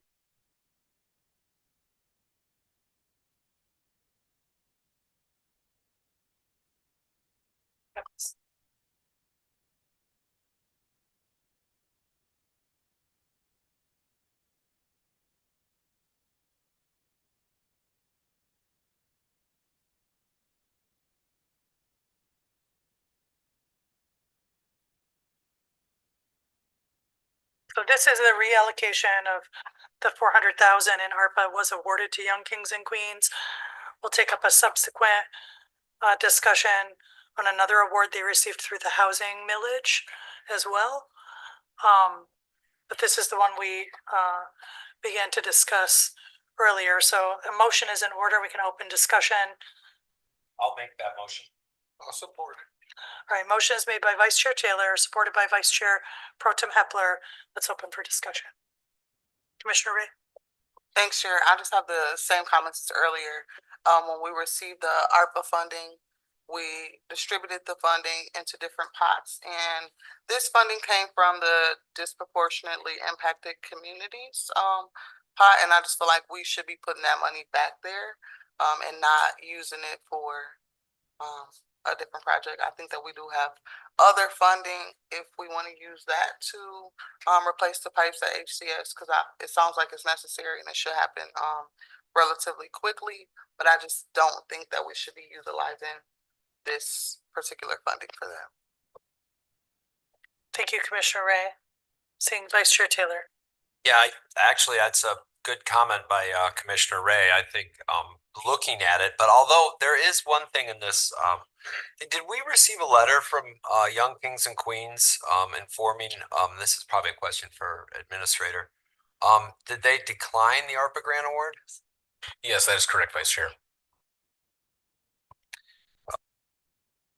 And we moved a matter to that effect in the consent agenda this evening as well. So Commissioner Ray's comments, which I appreciate, if we're going to, this was originally allocated for ARPA and the Young Kings and Queens don't want it, that we could continue and find some other avenue within that sector is what basically what you're saying. And then we'll still decline the Young Kings and Queens 400. We just try to find a different source of to use that money and its sort of intended purposes, and then internally get the is that where okay, yeah, I have no fundamental disagreement with that. Vice Chair Pro Tem. Thank you, Chair. I don't have a fundamental disagreement with what you're saying. My concern is that this money is going to be run out very shortly, needs to be spent very quickly. Otherwise, we got to send it all back, and nobody's going to get any benefit from it. So I don't know if we have anybody that's right now that we can vet and allocate this money. We do know that there is a strong need at the health department, which helps all these people, that this money could go to help fund this water replacement in that facility. So my only concern is I don't want to lose it. I don't want to give it back to the federal government. I'd rather see it get spent here in Kalamazoo County. And our window here is we got less than a year and 6 months or 5 months, if I'm not mistaken. Got to have it spent before the end of 26, which is next year. So my only concern is I don't want to lose it. So thank you. Thank you, Vice Chair Pro Tem. Commissioner Morales. Same sentiments, but I think that there are organizations that haven't previously been funded from some of the committees that we served on, including who recently got denied from the 400,000 that may have been up in the next rankings, that we can fizzle that money and break that down to, or are you suggesting one $400,000 payment for one entity? Because if we can break it down, then we can serve several. And we have till December 31, 26, correct? Yes, that is correct. Okay. I think that we have more than enough time to support entities to spend. Vice Chair. Basically, this motion is two different portions of it. One is taking reallocating, or not reallocating, unallocating the 400,000 from the Youngs and Kings and Queens. And the other part of the motion is to put the $400,000 to the replacement lines. I'm certainly with Young Kings and Queens declining the ARPA grant award. I'm certainly in favor of the first part of the motion. They don't want it. The second part of the motion would be to find a different source to allocate that. Although we do have December 31st, I don't think we have that kind of time. I think we really got about a month and a half. So I've got no problem, but we do have to put the $400,000 into lead replacement. You know, our strategic reserve, there's a lot of different avenues to do that. I'd be in favor of, if this isn't an immediate need in the next 2 to 3 weeks, I'd be in favor of doing just the first part of the motion, rescinding the 400,000, and then waiting until the next meeting before we decide either we do it to the lead pipes or we do it somewhere else, or the pipes at the Alcott Street place, or we do somewhere else. But I think we should make a determination by the earliest by the next meeting. So if you wanted to just do the first part of this and rescind the 400,000 from Young Kings and Queens, and then wait to see where we do the next 400,000 to the next meeting to give us time to think of a better placement for that met the same sort of criteria as the original allocation, I'd be okay with that. Commissioner Ray? Thank you, Chair. Okay, John. But also we have those 60 applications for the $400,000 community grants that we don't have enough to fund. We could utilize the $400,000 to award some of those. And then the second thing I wanted to say was I spoke with Takesha from Young Kings and Queens, and they said that they incurred some costs from the project that was approved, and they weren't able to upload those receipts to get reimbursed. It sounded like it was really low, but I think that we should reimburse them for whatever they paid out for this project before we take the 400,000 back. It was really low. I can't remember the exact amount though, but it wasn't a substantial amount of money. Did you have Commissioner Morales? Are you good? So in agreement with dispersing it, and then if they need a reimbursement, give them a reimbursement. Piggyback from earlier, for these lead replacements, is there a way to take advantage of the 10 million that you talked about earlier and use a portion of that internally to replace the pipes so that we can fund community resources, which was also said earlier? So let me, to administrator, so we're having, obviously this prior board spent significant time working through those ARPA allocations. We had the identified, pots rather, or areas of focus. And, thanks to Commissioner Ray's advocacy, I think this board is in alignment with that intended focus for these resources. As we sort of consider how to address both problems, what would be potential avenues to address the copper line replacement at HCS if these ARPA funds are reallocated back to disproportionately impacted communities? Thank you, Chair. Commissioners, the other avenue is to utilize the golden ratio. So with the conclusion of the FY 2024 audit, we know what those numbers are, the 10 million. So utilizing the fund balance policy of 20 to 25%, that's either 10 million or 6 million. We would endeavor to use caution and use the 25%, which would be 6 million. So not 10 million. So that way we keep more in fund balance in case, as you know, there's looming federal cuts, looming state cuts to budgets. So that would mean 1.8 million, I believe, would be for board priorities, which the board could certainly endeavor to segment off a portion of that funding to address the copper water line replacement.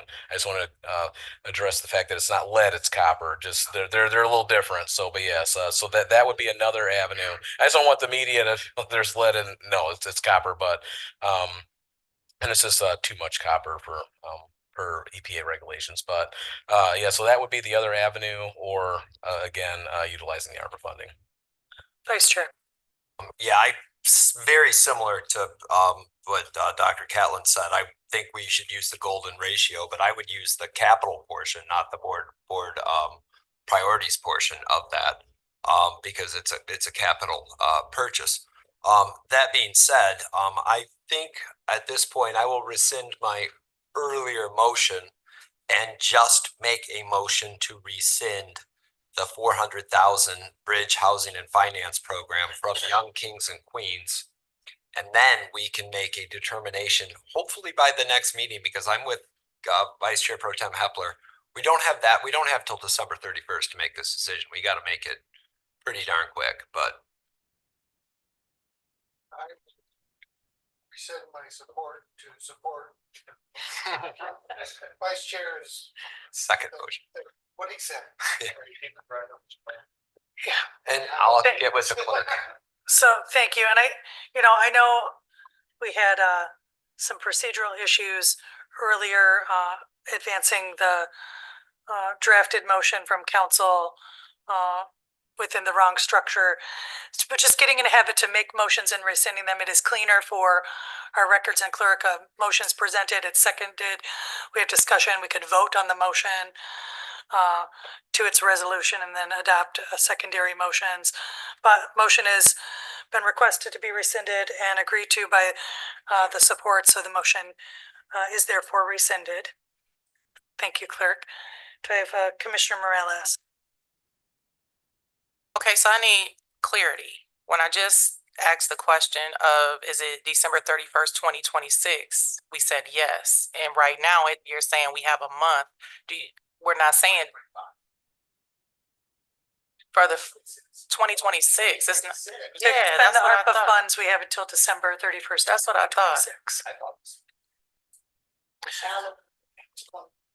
What we do have some tight timeline on though is, The allocation of it, but and then not the expenditure part. yeah, so Okay, I got you. we have the current budget process in Right. play. And if HCS wants that addressed quickly, then we need to figure out within our current budget, Okay. which that cycle is shorter than 26. Commissioner DeLu.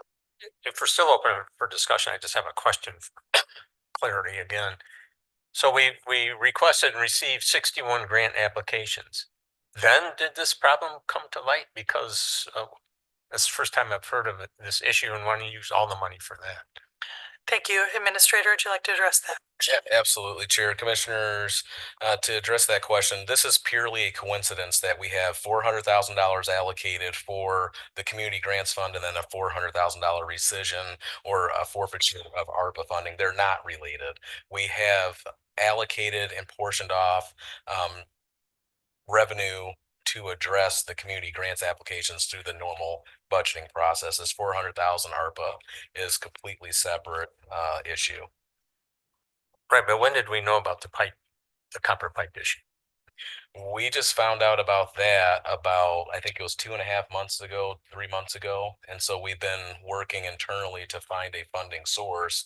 This all of a sudden came up, and coincidentally, it's the same price to replace the copper water lines as the funding was declined. So that's why we're proposing utilizing that funding. However, we can use a different, we could take a different avenue, so to speak. So I'm just wondering why wasn't this brought up before we requested all these grant applications? If your thought or process was to use this money for the copper pipes, why would we solicit the community to utilize this money if you wanted to use it for again, Commissioner DeLu, the two issues are separate. This is ARPA funding. The 400,000 in community grants is going through the budget process. Two totally different issues that should not be completed. So the 400, it's coincidental that this is a $400,000 ARPA award and a $400,000 pot of funding to address community grants. The community grants will be addressed through the budget process, which we already have money for. We have funding to address the community grants, but only $400,000. If the board endeavored to utilize a portion, which we do not recommend utilizing the $400,000 to address the community grants, because those grants and that funding needs to be spent by December 31st, 2026. Or we risk losing it and having to forfeit it back to the federal government. So there are two totally separate issues. We've already endeavored to address the community grants through the budgeting process as was articulated in 2024 when we came up with the idea, because the board had entertained certain grant requests in the middle of the budget process. Of course, the end, basically the conclusion where we've already had everything balanced. So we decided and recommended that we basically create this community grants process to be incorporated into the budget process. But these two issues are not to be conflated. They're not related at all. If that, I hope that addresses your question and provides clarity. And Commissioner Dillon, maybe stated another way, the community grant application process with $400,000, that was directed by the board. We wanted that money made available for consideration. The last several budget cycles, we've had community needs come forward in a more informal, less transparent way. And so this was a way to address where the board has resources in the budget to allocate to community programming. This sort of solidified a process with which we review and execute those funds. I think administration's concern, and elevated, too, by Vice Chair Pro Tem, that we want to ensure the money is expended by the time that we would otherwise need to pay it back, is a strong consideration for us to make. Another that I'd like to have a bit of a sense on, the copper lines at HCS. We've, as we all are aware, there've been a number of issues with that facility. We've had to make significant investments. I want to understand what is we're buying water cooler water for people to utilize. How expensive is that for us? Are there any other impacts that the copper lines have with the functioning of lab facilities or anything else in the HCS? Or is purchasing water a fairly reasonable expense rather than spending $400,000?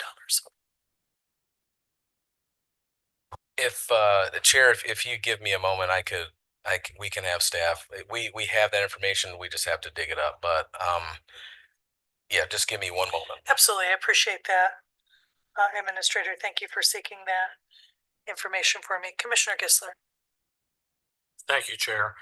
This doesn't talk about, I don't want to address HCS, that issue, that 400,000. I just want to compliment young kings and queens for biting the bullet and doing it now rather than waiting until the middle of next year and saying, sorry, we aren't going to be able to do it, because then we would be under the gun. Right now, we still have a little time to do something constructive with that $400,000. I think they deserve credit for, like I said, biting the bullet now.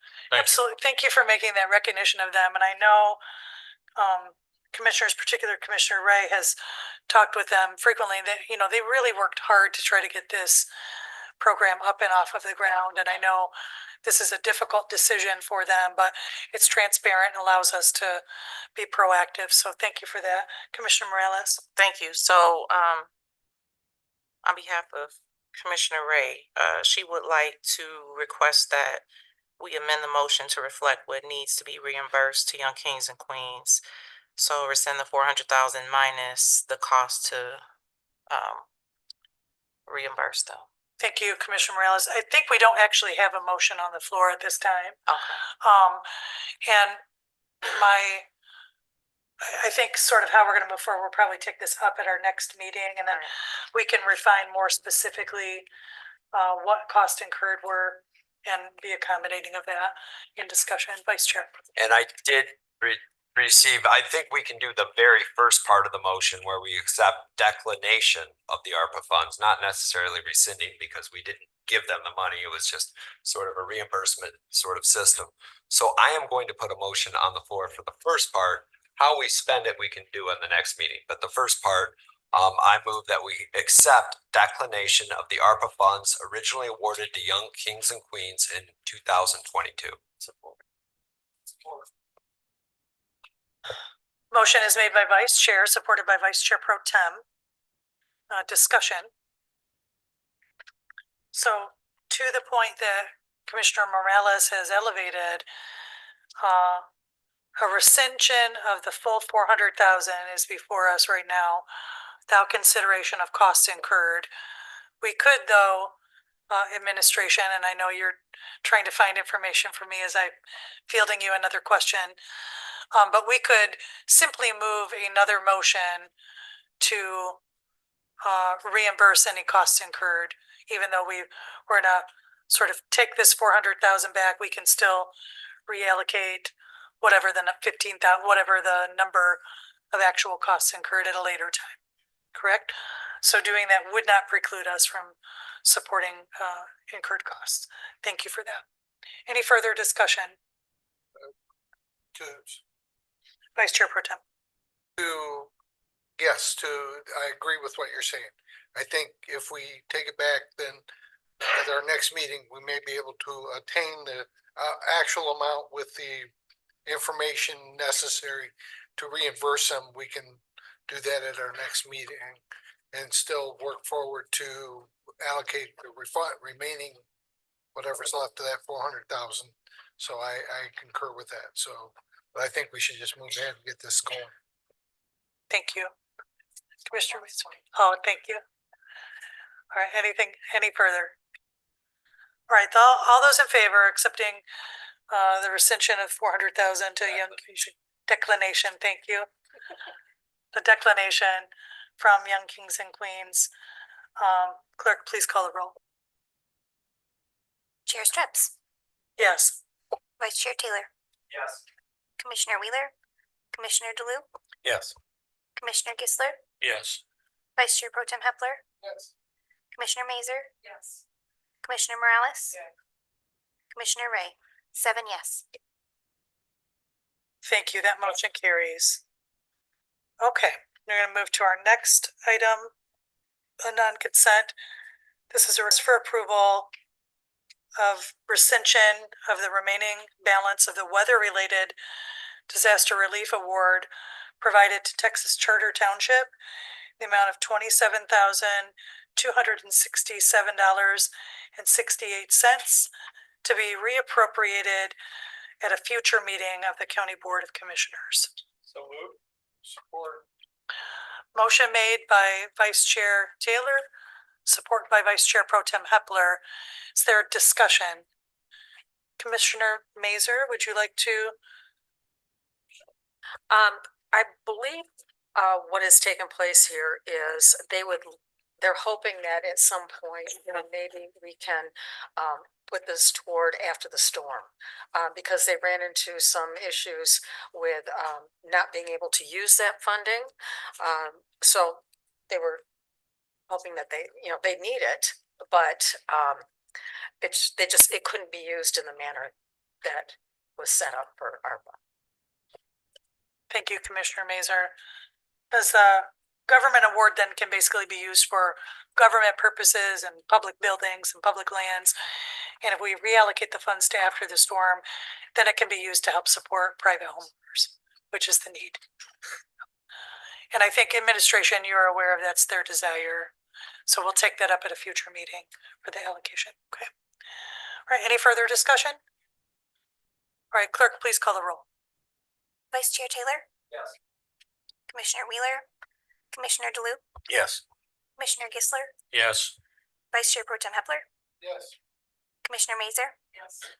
Commissioner Morales, Commissioner Ray, Chair Strips, Yes. 7 yes. Right, that motion carries. We'll go to our next. This is a request for approval of a rescission for the Housing Millage Grant Award in the amount of $173,000 previously awarded to Young Kings and Queens program to be placed back into the Housing Millage Fund for future funding opportunities as approved by the board. Motion made by Vice Chair Taylor, supported by Commissioner Morales. Is there any further discussion? Seeing none, clerk, please call the roll. Commissioner Mazer?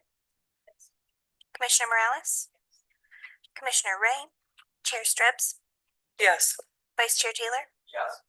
Commissioner Wheeler? Commissioner DeLu? Yes. Commissioner Gisler? Yes. Vice Chair Pro Tem Hepler? Yes. 7 yes. Okay, that motion carries. All right, now we're going to move to the item requested by Commissioner Ray. Under housing, it was item 2025-830, which was a request for approval and signature of an agreement, City of Kalamazoo, to support Finding a Way Home program in the amount of $15,000.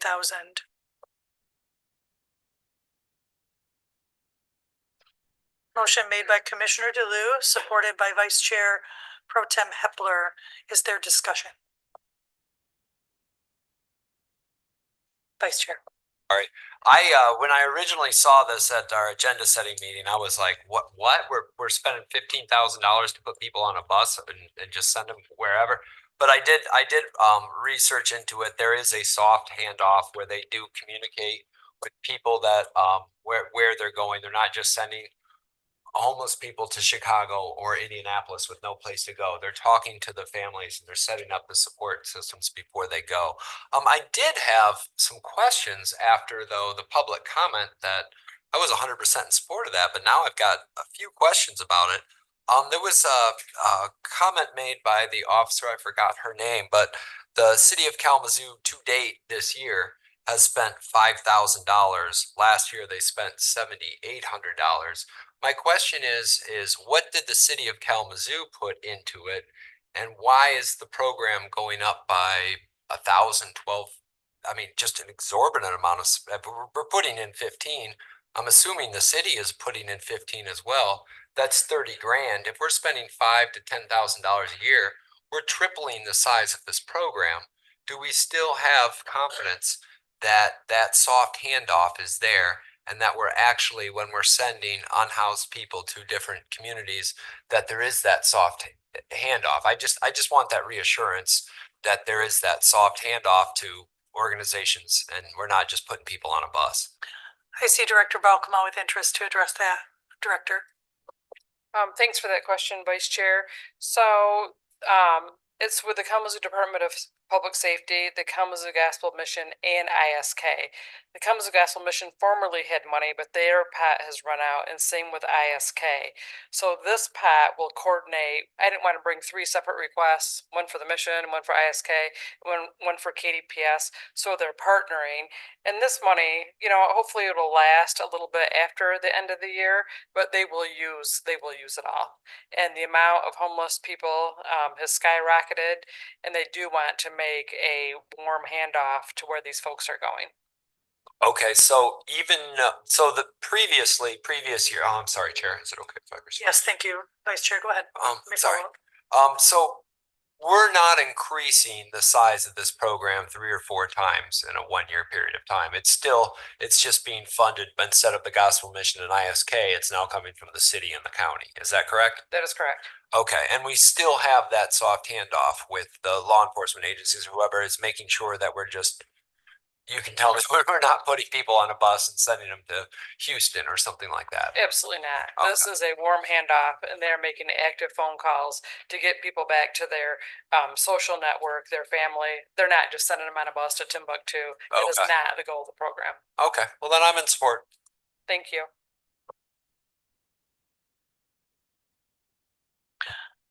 I will just no, I appreciate hearing about the collaboration and review the materials in the board agenda request documentation. It really doesn't talk about the collaboration with the other organizations. So the logic as one request makes total sense, but I appreciate Director sharing that, but would be good to refine in the future when we have a collaboration to note it. Because there is sort of a sentiment in the community when you talk to people in the unhoused community, when you talk with people out in the streets, they will talk about, my friend just got put on a bus and shipped out of the community by KDPS. So an awareness of what is going on is important so that the community does not feel like we are simply just trying to hide or shuffle people experience housing instability out of the community.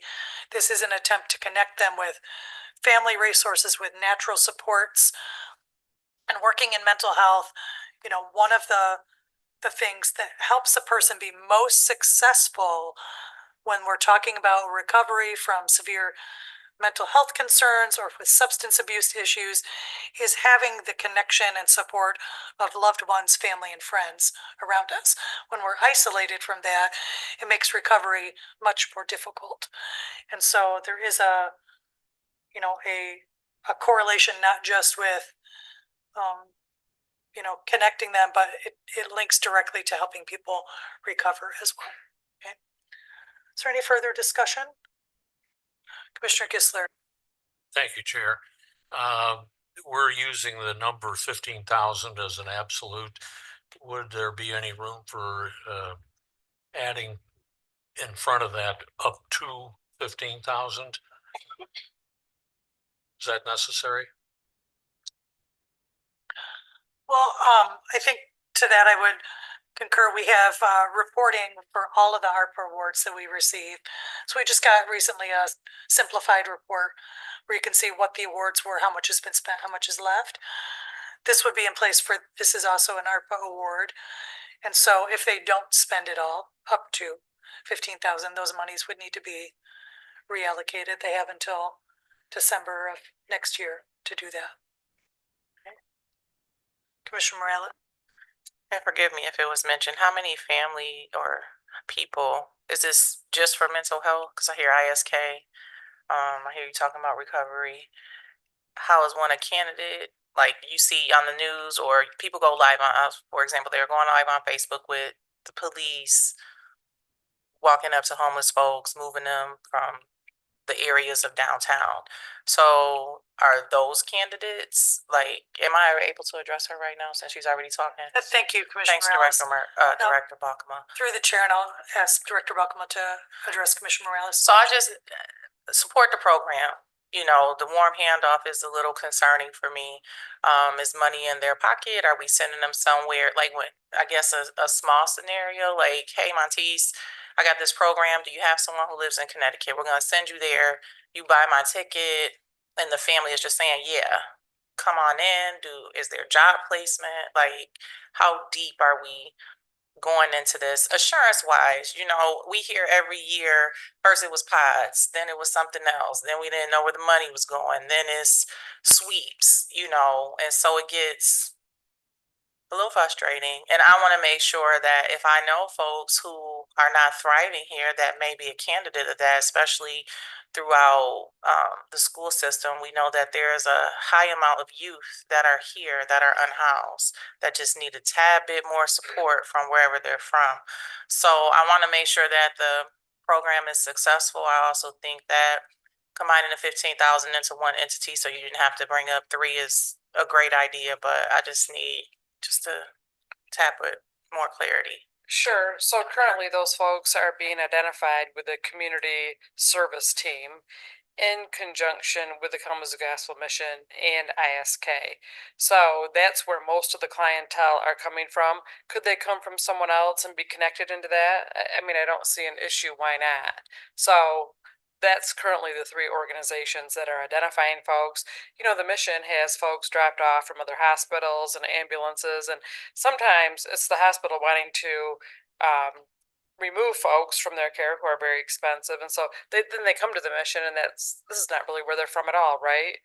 Or, you know, our general homeless population, the same thing. They're here for whatever reason, but if we can give them a loving way back home to their support group, it is a lot better. And so how many folks are we, I mean, 15,000 isn't a lot of money.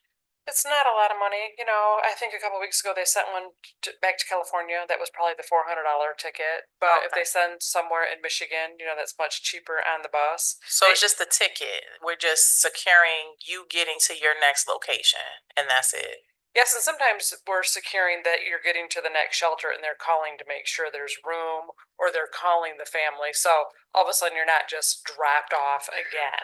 And I'm assuming that because they're seeing a specialist, that they have ID in place and that kind of stuff so that they can travel. Maybe. I don't know that for sure. Okay. So So those are just assume- some of the concerns, like we talked about county ID earlier, people needed to go to the doctor, and some doctors will not accept a county ID because it's not a state ID, and you know what I'm saying? So I'm just asking so that, I can follow up beyond I that. appreciate that. Thank you, Chair. Thank you, Director. Yeah, and just onto the director, that when your follow-up on county ID, I think the struggle there is they have to be a resident of Kalamazoo County to get the ID, and these people are about to leave the community. So that may not be a fit, but there are probably other programming options for state ID for those who have the documentation that would help them do that. Or while we're doing that legwork for the WARM handoff, and the current resident may be county ID is a temporary fix for them. I think most important is that, you know, they're directly connecting to somebody beyond just another shelter in Connecticut that's going to be responsible, that there's actually people there that can help love, support, and care for people. That's a concern, a valid one. Okay. All right, any further discussion? Okay. With that, thank you, Director. Clerk, will you please call the roll? Commissioner Morales. Commissioner Ray. Chair Strips. Yes. Vice Chair Taylor. Yes. Commissioner Wheeler. Commissioner DeLupe. Yes. Commissioner Gisler. Yes. Vice Chair Pro Tem Hepler. Commissioner Mazer. 7 yes. That motion carries. All right, that brings us to the end of our non-consent agenda. That takes us back to the wait. I did get those out, thank you. Just double checking. All right, we'll go back to public comment. This is an opportunity again to address the board on a topic of your choosing. To participate in public comment, you can do so virtually or in person. Virtually, you call 855-925-2801. Meeting code is 10748, and you press *3. Are there any other members of the public wishing to make public comment?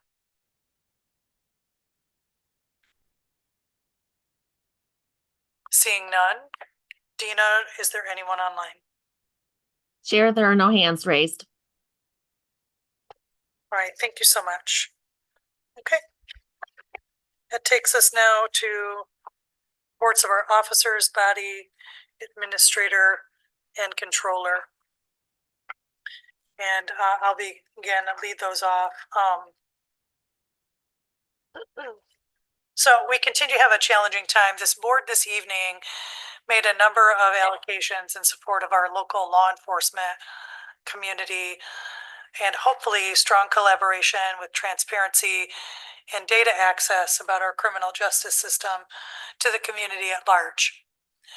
We're at a time in this country where the, sometimes very tenuous trust between law enforcement and members of the community is extremely strained, and will become more strained as we watch the implementation of federal policy, particularly around immigration enforcement. We had extensive comments shared by Sheriff Fuller this evening regarding sort of how our county is referred to or not referred to. And I want to clarify for community members of all types, this board continues to value the dignity and humanity of all people. We continue to value the constitutional rights of all people in our community. We also continue to advocate that all members of our community elevate their voices, express when they hear concerns. If you have, thankfully, we had community members bring forth concern about law enforcement officials operating within local guidance, masked. And that was addressed and refined by our local law enforcement. If we have unknown actors in our community operating that way, and we don't know if they are acting in a lawful manner or not a lawful manner, I encourage the community to understand your rights. And if you think someone is being harmed by people you don't know that are legitimate actors, to reach out to local law enforcement who will communicate with people, identify people, and if we have bad actors in their community, intervene accordingly. So I want to be clear to that regard. We are working to keep our community from being targeted and brutalized, while recognizing that everyone has value, all people have rights, and all of us who swear an oath to the Constitution, to the state constitution, must and will work to uphold that. The other thing I want to note is that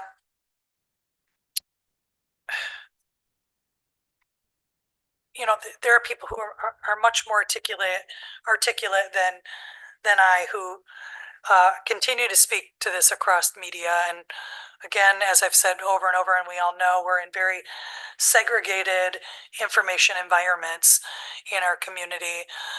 But we must make no mistake that we are witnessing a brutal rise in fascism in America.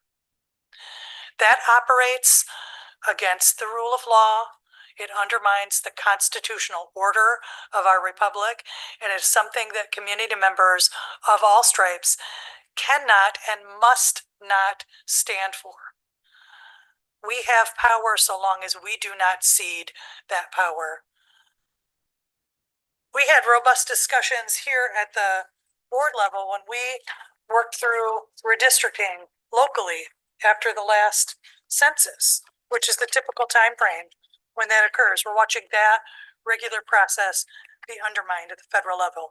Make no mistake, that is a threat on our democratic process. It cannot be abided by. It cannot stand without our voices elevating against that. The arena, the debate of a body of Congress, is to debate the ideas, to bring them forth for a vote, and to prevail on those votes when the will of the body is there. The same for the will of the people. When elections come forward, candidates make their case and they win or lose based on their ability to persuade the population to their argument. Political opportunists who know they cannot prevail on the merits of their argument seek other ways in which to gain and hold power. When we watch the unbridled use of power, what we see occur across our globe is both the brutalization of civilians. We're watching that happen in America, where people are being deported to third world or to third party states that are operating outside of our rule of law. We're watching that occur to hostages and to children across the globe who starve to death before our eyes because of the brutal behavior of men too concerned with wielding their power. They don't hold the power. People hold the power. Let's not forget it. I know I go on those tirades each time that we convene, but there are serious times in front of us, and we can't look away from it. No matter what, we cannot. We're engaged in important work at the local level. We'll be problem solving what we're going to do about potential federal threats in our budget process. And we need to be clear-eyed about that and protect our community and the lives and well-being of everyone that we're elected to serve. Thank you to my board for our work tonight, and Thanks for the grace as we move through some clunky motions this evening, but we got our work done. So thank you, Vice Chair. Thank you, Chair. And, you know, we got through the clunky motions because the trust that we all have in each other that we've generated over the last 3 years. So that's the testament to this group. First, I'd like to thank the sheriff. He's come quite a few times over the last several years about a new RMS and JMS system at the jail and a system with data. And we were able to do that tonight. And I think that's a huge victory for the people that are working in the jail. I think it's going to make their lives hopefully a little bit easier. I know that it's not a fun place to work. And thank you to the men and women of Kalamazoo County that continue to do that day in and day out. My hat goes off to them. The youth sports, congratulations to Discover Kalamazoo and the youth sports complex that we've finalized and approved tonight. I know it's important, especially as it gets off the ground, that they're going to need every dollar that they can to facilitate those buildings. But I mean, in future contracts, as we go through future, I'd like to take a look at the youth sports complex as we negotiate that and treat it like we treat other millages, where if we're using our bonding authority and we're using our collection systems and we're doing we should receive an administrative fee or collection rate that we do with every other millage that we incorporate. This is the first one that we have not done that with.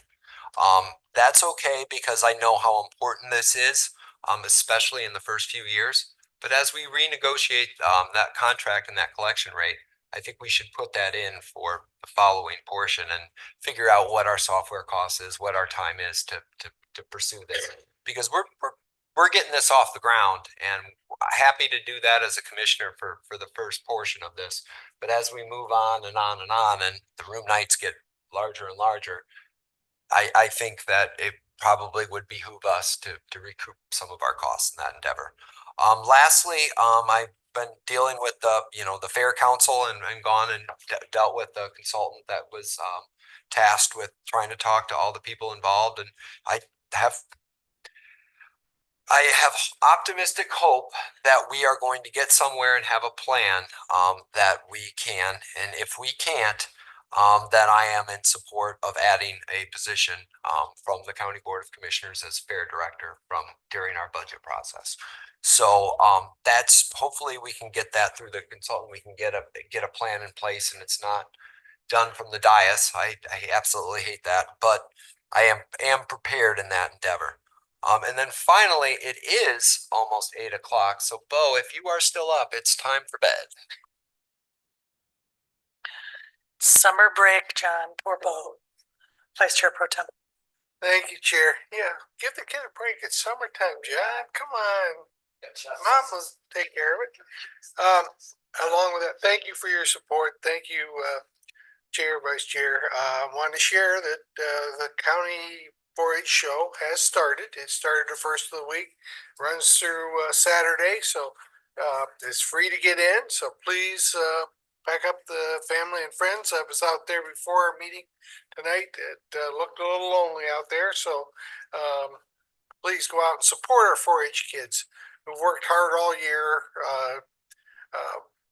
bring up their family and their crops and stuff, and I'm sure they'd love to see you out there. And I hope that by next year they'll have a little more entertainment to go along with it, along with the food and things like elephant ears from Mr. Gissler.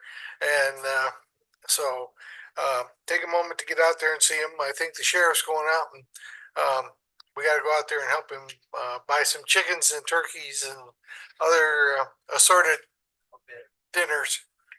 So, but with that,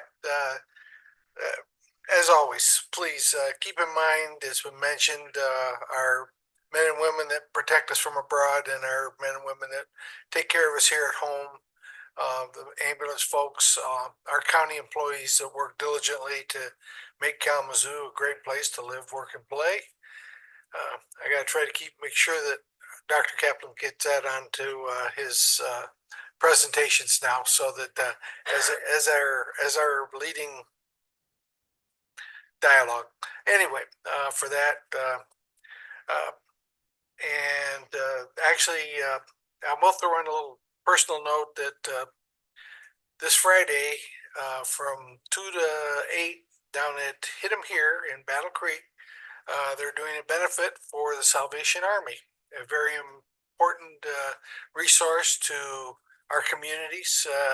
They're trying to do a benefit to raise more funds to support the Salvation Army. So if you have time, please come by and see them and support the Salvation Army. They're a very important part to law enforcement, to our firefighting folks who work diligently to keep us safe. So with that, have a great week. Thank you. Commissioner Morales? Oh, I'm sorry, let me just skip you, Administrator. My apologies. Administrator Cap. All right, thank you, Chair, Vice Chair Pro Tem, and Commissioners. Thank you for your patience this evening. I know that there's some hiccups in the cow, but we're gonna start meeting with the chair before so we can get a better meeting cadence on the agenda packet. So we apologize for the confusion on the motions that were created. I have a couple of things I want to share, well, several actually. And first off, I want to start off with the HCS copper water line replacement project. So that actual issue was presented, time flies here in Kalamazoo County. It was actually presented in April 2024. And so it's been a long standing issue. And so I apologize for the misinformation that I presented. And we also have the financial information to back and support the water procurement. It's roughly $5,000 a year. So last year they spent roughly $4,000-ish. Right now we're about $2,500 for 2025. So with cushion in there, depending on how much water is being utilized and consumed, roughly $5,000 a year. So insignificant in the grand scheme of the county budget. However, I will say though that when we talk about ARPA funding and how it was provided for a specific purpose, which was respect to disproportionately impacted communities, HCS does serve a broad range of people, but most of them come from disproportionately impacted communities. And then also, we also must consider the employees, our employees that are serving there and being compelled to just drink bottled water, purified water, because they don't have access to routine tap water and such. So I just put that out there as we kind of pursue different avenues to fund that copper water line replacement project. We'll follow up with board leadership on some different strategies to approach that, and then hopefully get that project on board and on schedule. So I wanted to start off with the first one. We already have Chair Strebs and Vice Chair Taylor signed up for this, but we have until the deadline is September 19th to sign up for the MAC annual conference. So the Michigan Association of Counties is hosting that from September 30th to October 2nd at the Grand Traverse Resort in Grand Traverse County, so Traverse City. It's a 3-day, 2-night conference focused on critical county government issues and networking with peers statewide. Again, the deadline to register is September 19th. So if you'd like to attend, we'd like to know ASAP because hotel spots really accommodations get fill up quickly rather. And so just let us know, but we already have the chair and vice chair registered for that. Wanted to just follow up on the budget retreat and FY 2026 budget timeline. So following the July 29th budget retreat, we had staff compiling information requested by commissioners during that presentation. We plan to have all of that information compiled no later than the August 19th board meeting. At that time, on August 19th, we plan to deliver a presentation on revenue forecasting assumptions as well as expenditures for board input along with preliminary expenditure considerations for input by the board so that we can produce the administrator's recommended budget. We plan to have the administrator's recommended budget in that entire document, hopefully in draft form, up and live by September 16th. So for that board meeting, hopefully sooner, but we're shooting for the 16th. We're actually making really good progress. So that presentation will include a draft of the entire digital budget book for review and further refinement as we move on and into October. Wanted to talk about the transitional family housing shelter and our need for funding partners. So we're actively pursuing funding partners for that project to help launch and sustain operations for the transitional family housing shelter. So we really ask, really community-wide, if anyone knows or has networks that are interested in supporting this critical initiative, to please contact us, reach out to our housing director, reach out to administration so that we can connect on potential funding opportunities. We're also looking to engage with a nonprofit fiscal partner to serve as the fundraising arm of the landing place for long-term fiscal sustainability.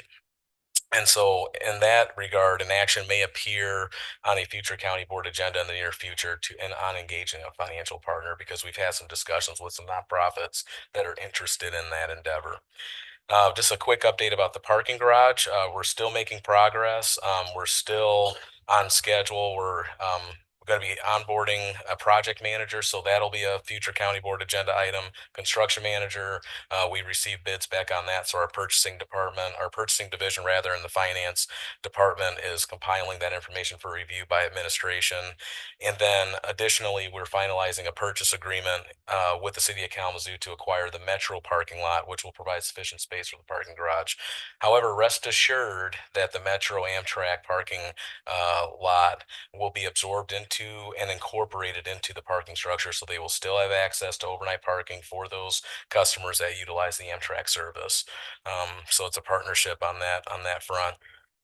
We talked, I know Vice Chair Pro Tem talked about the 4-H fair. And so in particular, I want to bring up the Kalamazoo County Fair and the feasibility study engagement. Our fair consultant, Lori Dixon of Great Lakes Marketing, is leading the fair feasibility study in collaboration with the county. And she has reached out to commissioners. So if you have not had a chance to reach out to her, please do, because she's really wanting to garner your input as the final plan is presented. And it's really your perspective is vital here, because it helps guide the future of what that fair may look like, what your thoughts are, and then provides direction to staff. Otherwise, if we don't have that, we really don't know how to proceed. And then lastly, for the community and for this board, so share widely and broadly, and I'm sure it'll be in the news, but we had a West Nile virus detected in Kalamazoo County. So the HCS department issued a press release, or will be issuing a press release for announcing the first confirmed detection of West Nile virus in Kalamazoo County for the season. And so to help minimize risk of mosquito-borne illnesses, residents are encouraged to use EPA registered insect repellents, really those that contain DEET or I don't know, anyway, I just say DEET. And so DEET, and it says picaridin. I think that's how it's pronounced. And so I would just say DEET. I'd say most consumers are familiar with DEET. They say to wear protective clothing, so long sleeves, pants, or socks, and socks rather. Avoid outdoor activity between dusk and dawn when mosquitoes are most active. Eliminate standing water around homes, so bird baths, plant pots, gutters, things of that nature, and then ensure windows and door screens are intact to prevent mosquitoes from entering. So that's just some guidance from the HCS department and EPA. And lastly, just appreciate your continued partnership as we continue to advance important priorities in Kalamazoo County. Thank you. Questions? Vice Chair, go ahead. Really quick, all the bids for construction managers, they're open now, correct? Yes, they were opened, and our purchasing division is assembling the information, the bid tab information. Or is it appropriate to forward those bids? Is it public information yet? It will be once they compile it. So Okay. Our purchasing manager is actually just out on vacation. So Okay. but her team is working on compiling information. We will get that out to the board. Absolutely. Okay, Yep. thank you. Vice Chair Pro Tem. If you could also add tires. Tires are a huge mosquito draw. If you got tires around your property, they hold water. Mosquitoes love it. They breed in those things like no tomorrow. So please keep those things empty or get rid of them properly. So that was something that we've talked with the health department over many years. So please.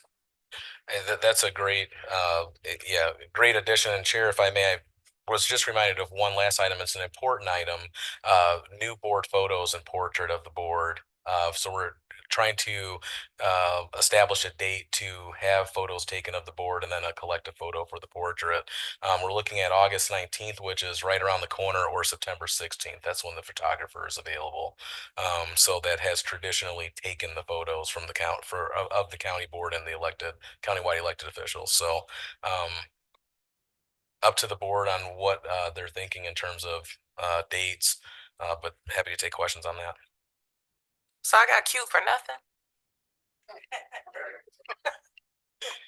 Yeah, so Never mind, we'll talk later. yeah. Sir, it takes a lot of effort to put on Spanx. Don't do that to me no more now. Okay, no, just playing. Okay, we'll talk. Cause I was like, where's our pictures at? We've been waiting like 6 months. See, I got you, Dr. Catlin. Good. Thank you, Administrator. Mr. Morales? I'm back on it. I'm talking to you, Dr. Catlin. I'm joking. Okay, so thank you, Chair. Good work tonight.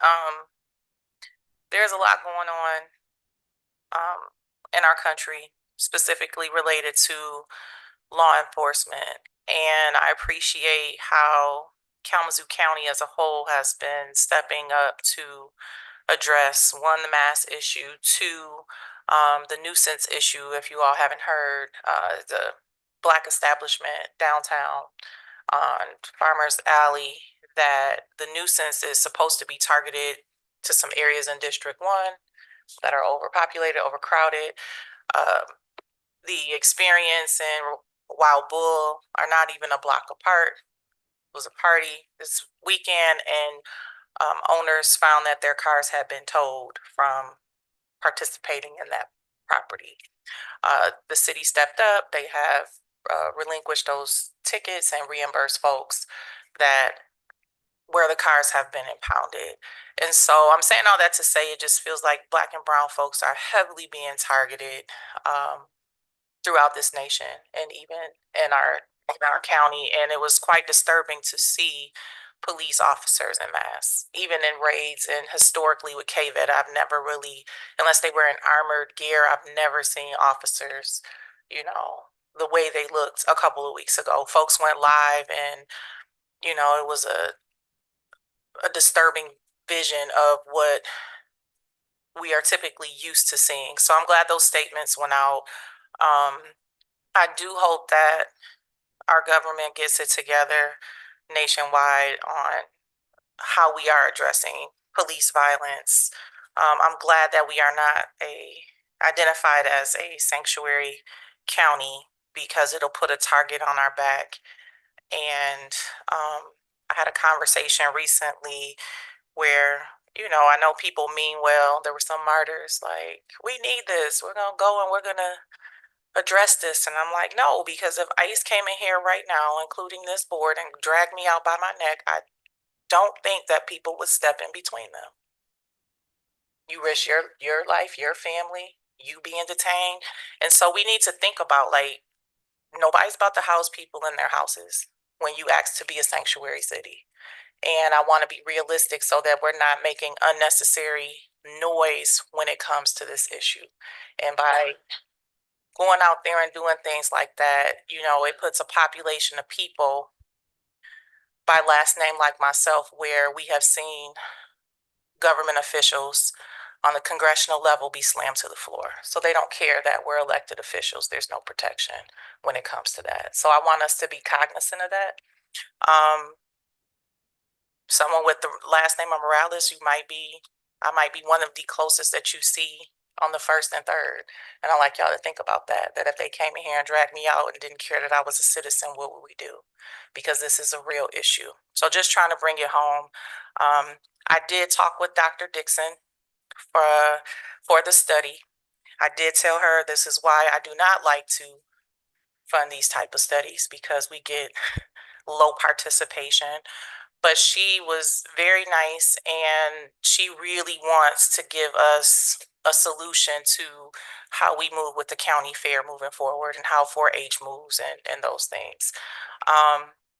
Of course, I brought up, I'm even scared to say, culturally relevant issues so that it can be better attended. and how we could incorporate maybe, how they had National Night Out, maybe it's County Night Out where, we find Community Foundation to fund buses to have people be able to engage in the fair where we can get some revenue so that it's not just a certain population that can afford to go. Because it's affordability right now. Being able, if you got 3-4 kids, it's hard to get everybody an elephant ear. You know what I'm saying? Or a hot dog or whatever. So anyway, I'm not gonna hold people's time because the Nile virus is heavy and it's dusk, I think. So thank y'all. I appreciate it. And have a good night. Thank you, Commissioner. Commissioner Mazer. Great meeting. Thank you. Thank you. Commissioner Gisler.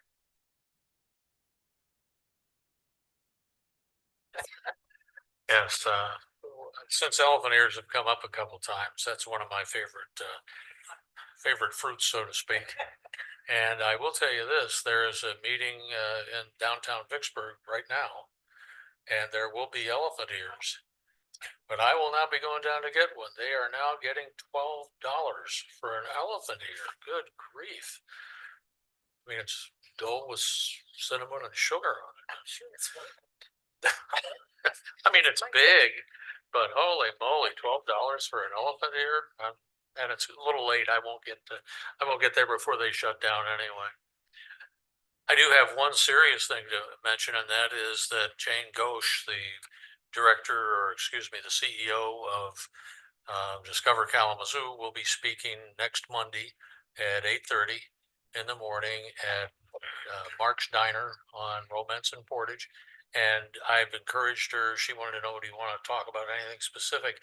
I said, just give us sort of a synopsis, Cliff's Notes version of what you presented to the board, and that'll be wonderful, but leave plenty of room for questions because I'm sure there's going to be a lot of them. So anybody that's, here or anywhere else, you want to show up at 8:30 on Monday morning, Jane's going to dazzle us with everything she can tell us about the youth sports center. And I want to give everybody, because I know it's on the top of most people's minds now, with the big incentive being offered to become ICE employees. I've checked with Dale and he's not coming out of retirement. So thank you. I might have to afford an elephant ear. Apparently all prices aren't down since January. I thought all prices were down. Miss Dixon there in the Fair Council, there's no avoiding her. You said, please contact her. She's persistent. Yes. So there's not gonna be any avoiding her. I just want to thank this board tonight for its continued support of local law enforcement based on our votes tonight. So very important. And this board has always been very supportive that I've experienced for local law enforcement. I appreciate it. Thank you. Thank you. All right. I think our business is expended for the evening. Thank you, everybody. We're adjourned. Dr. Tab.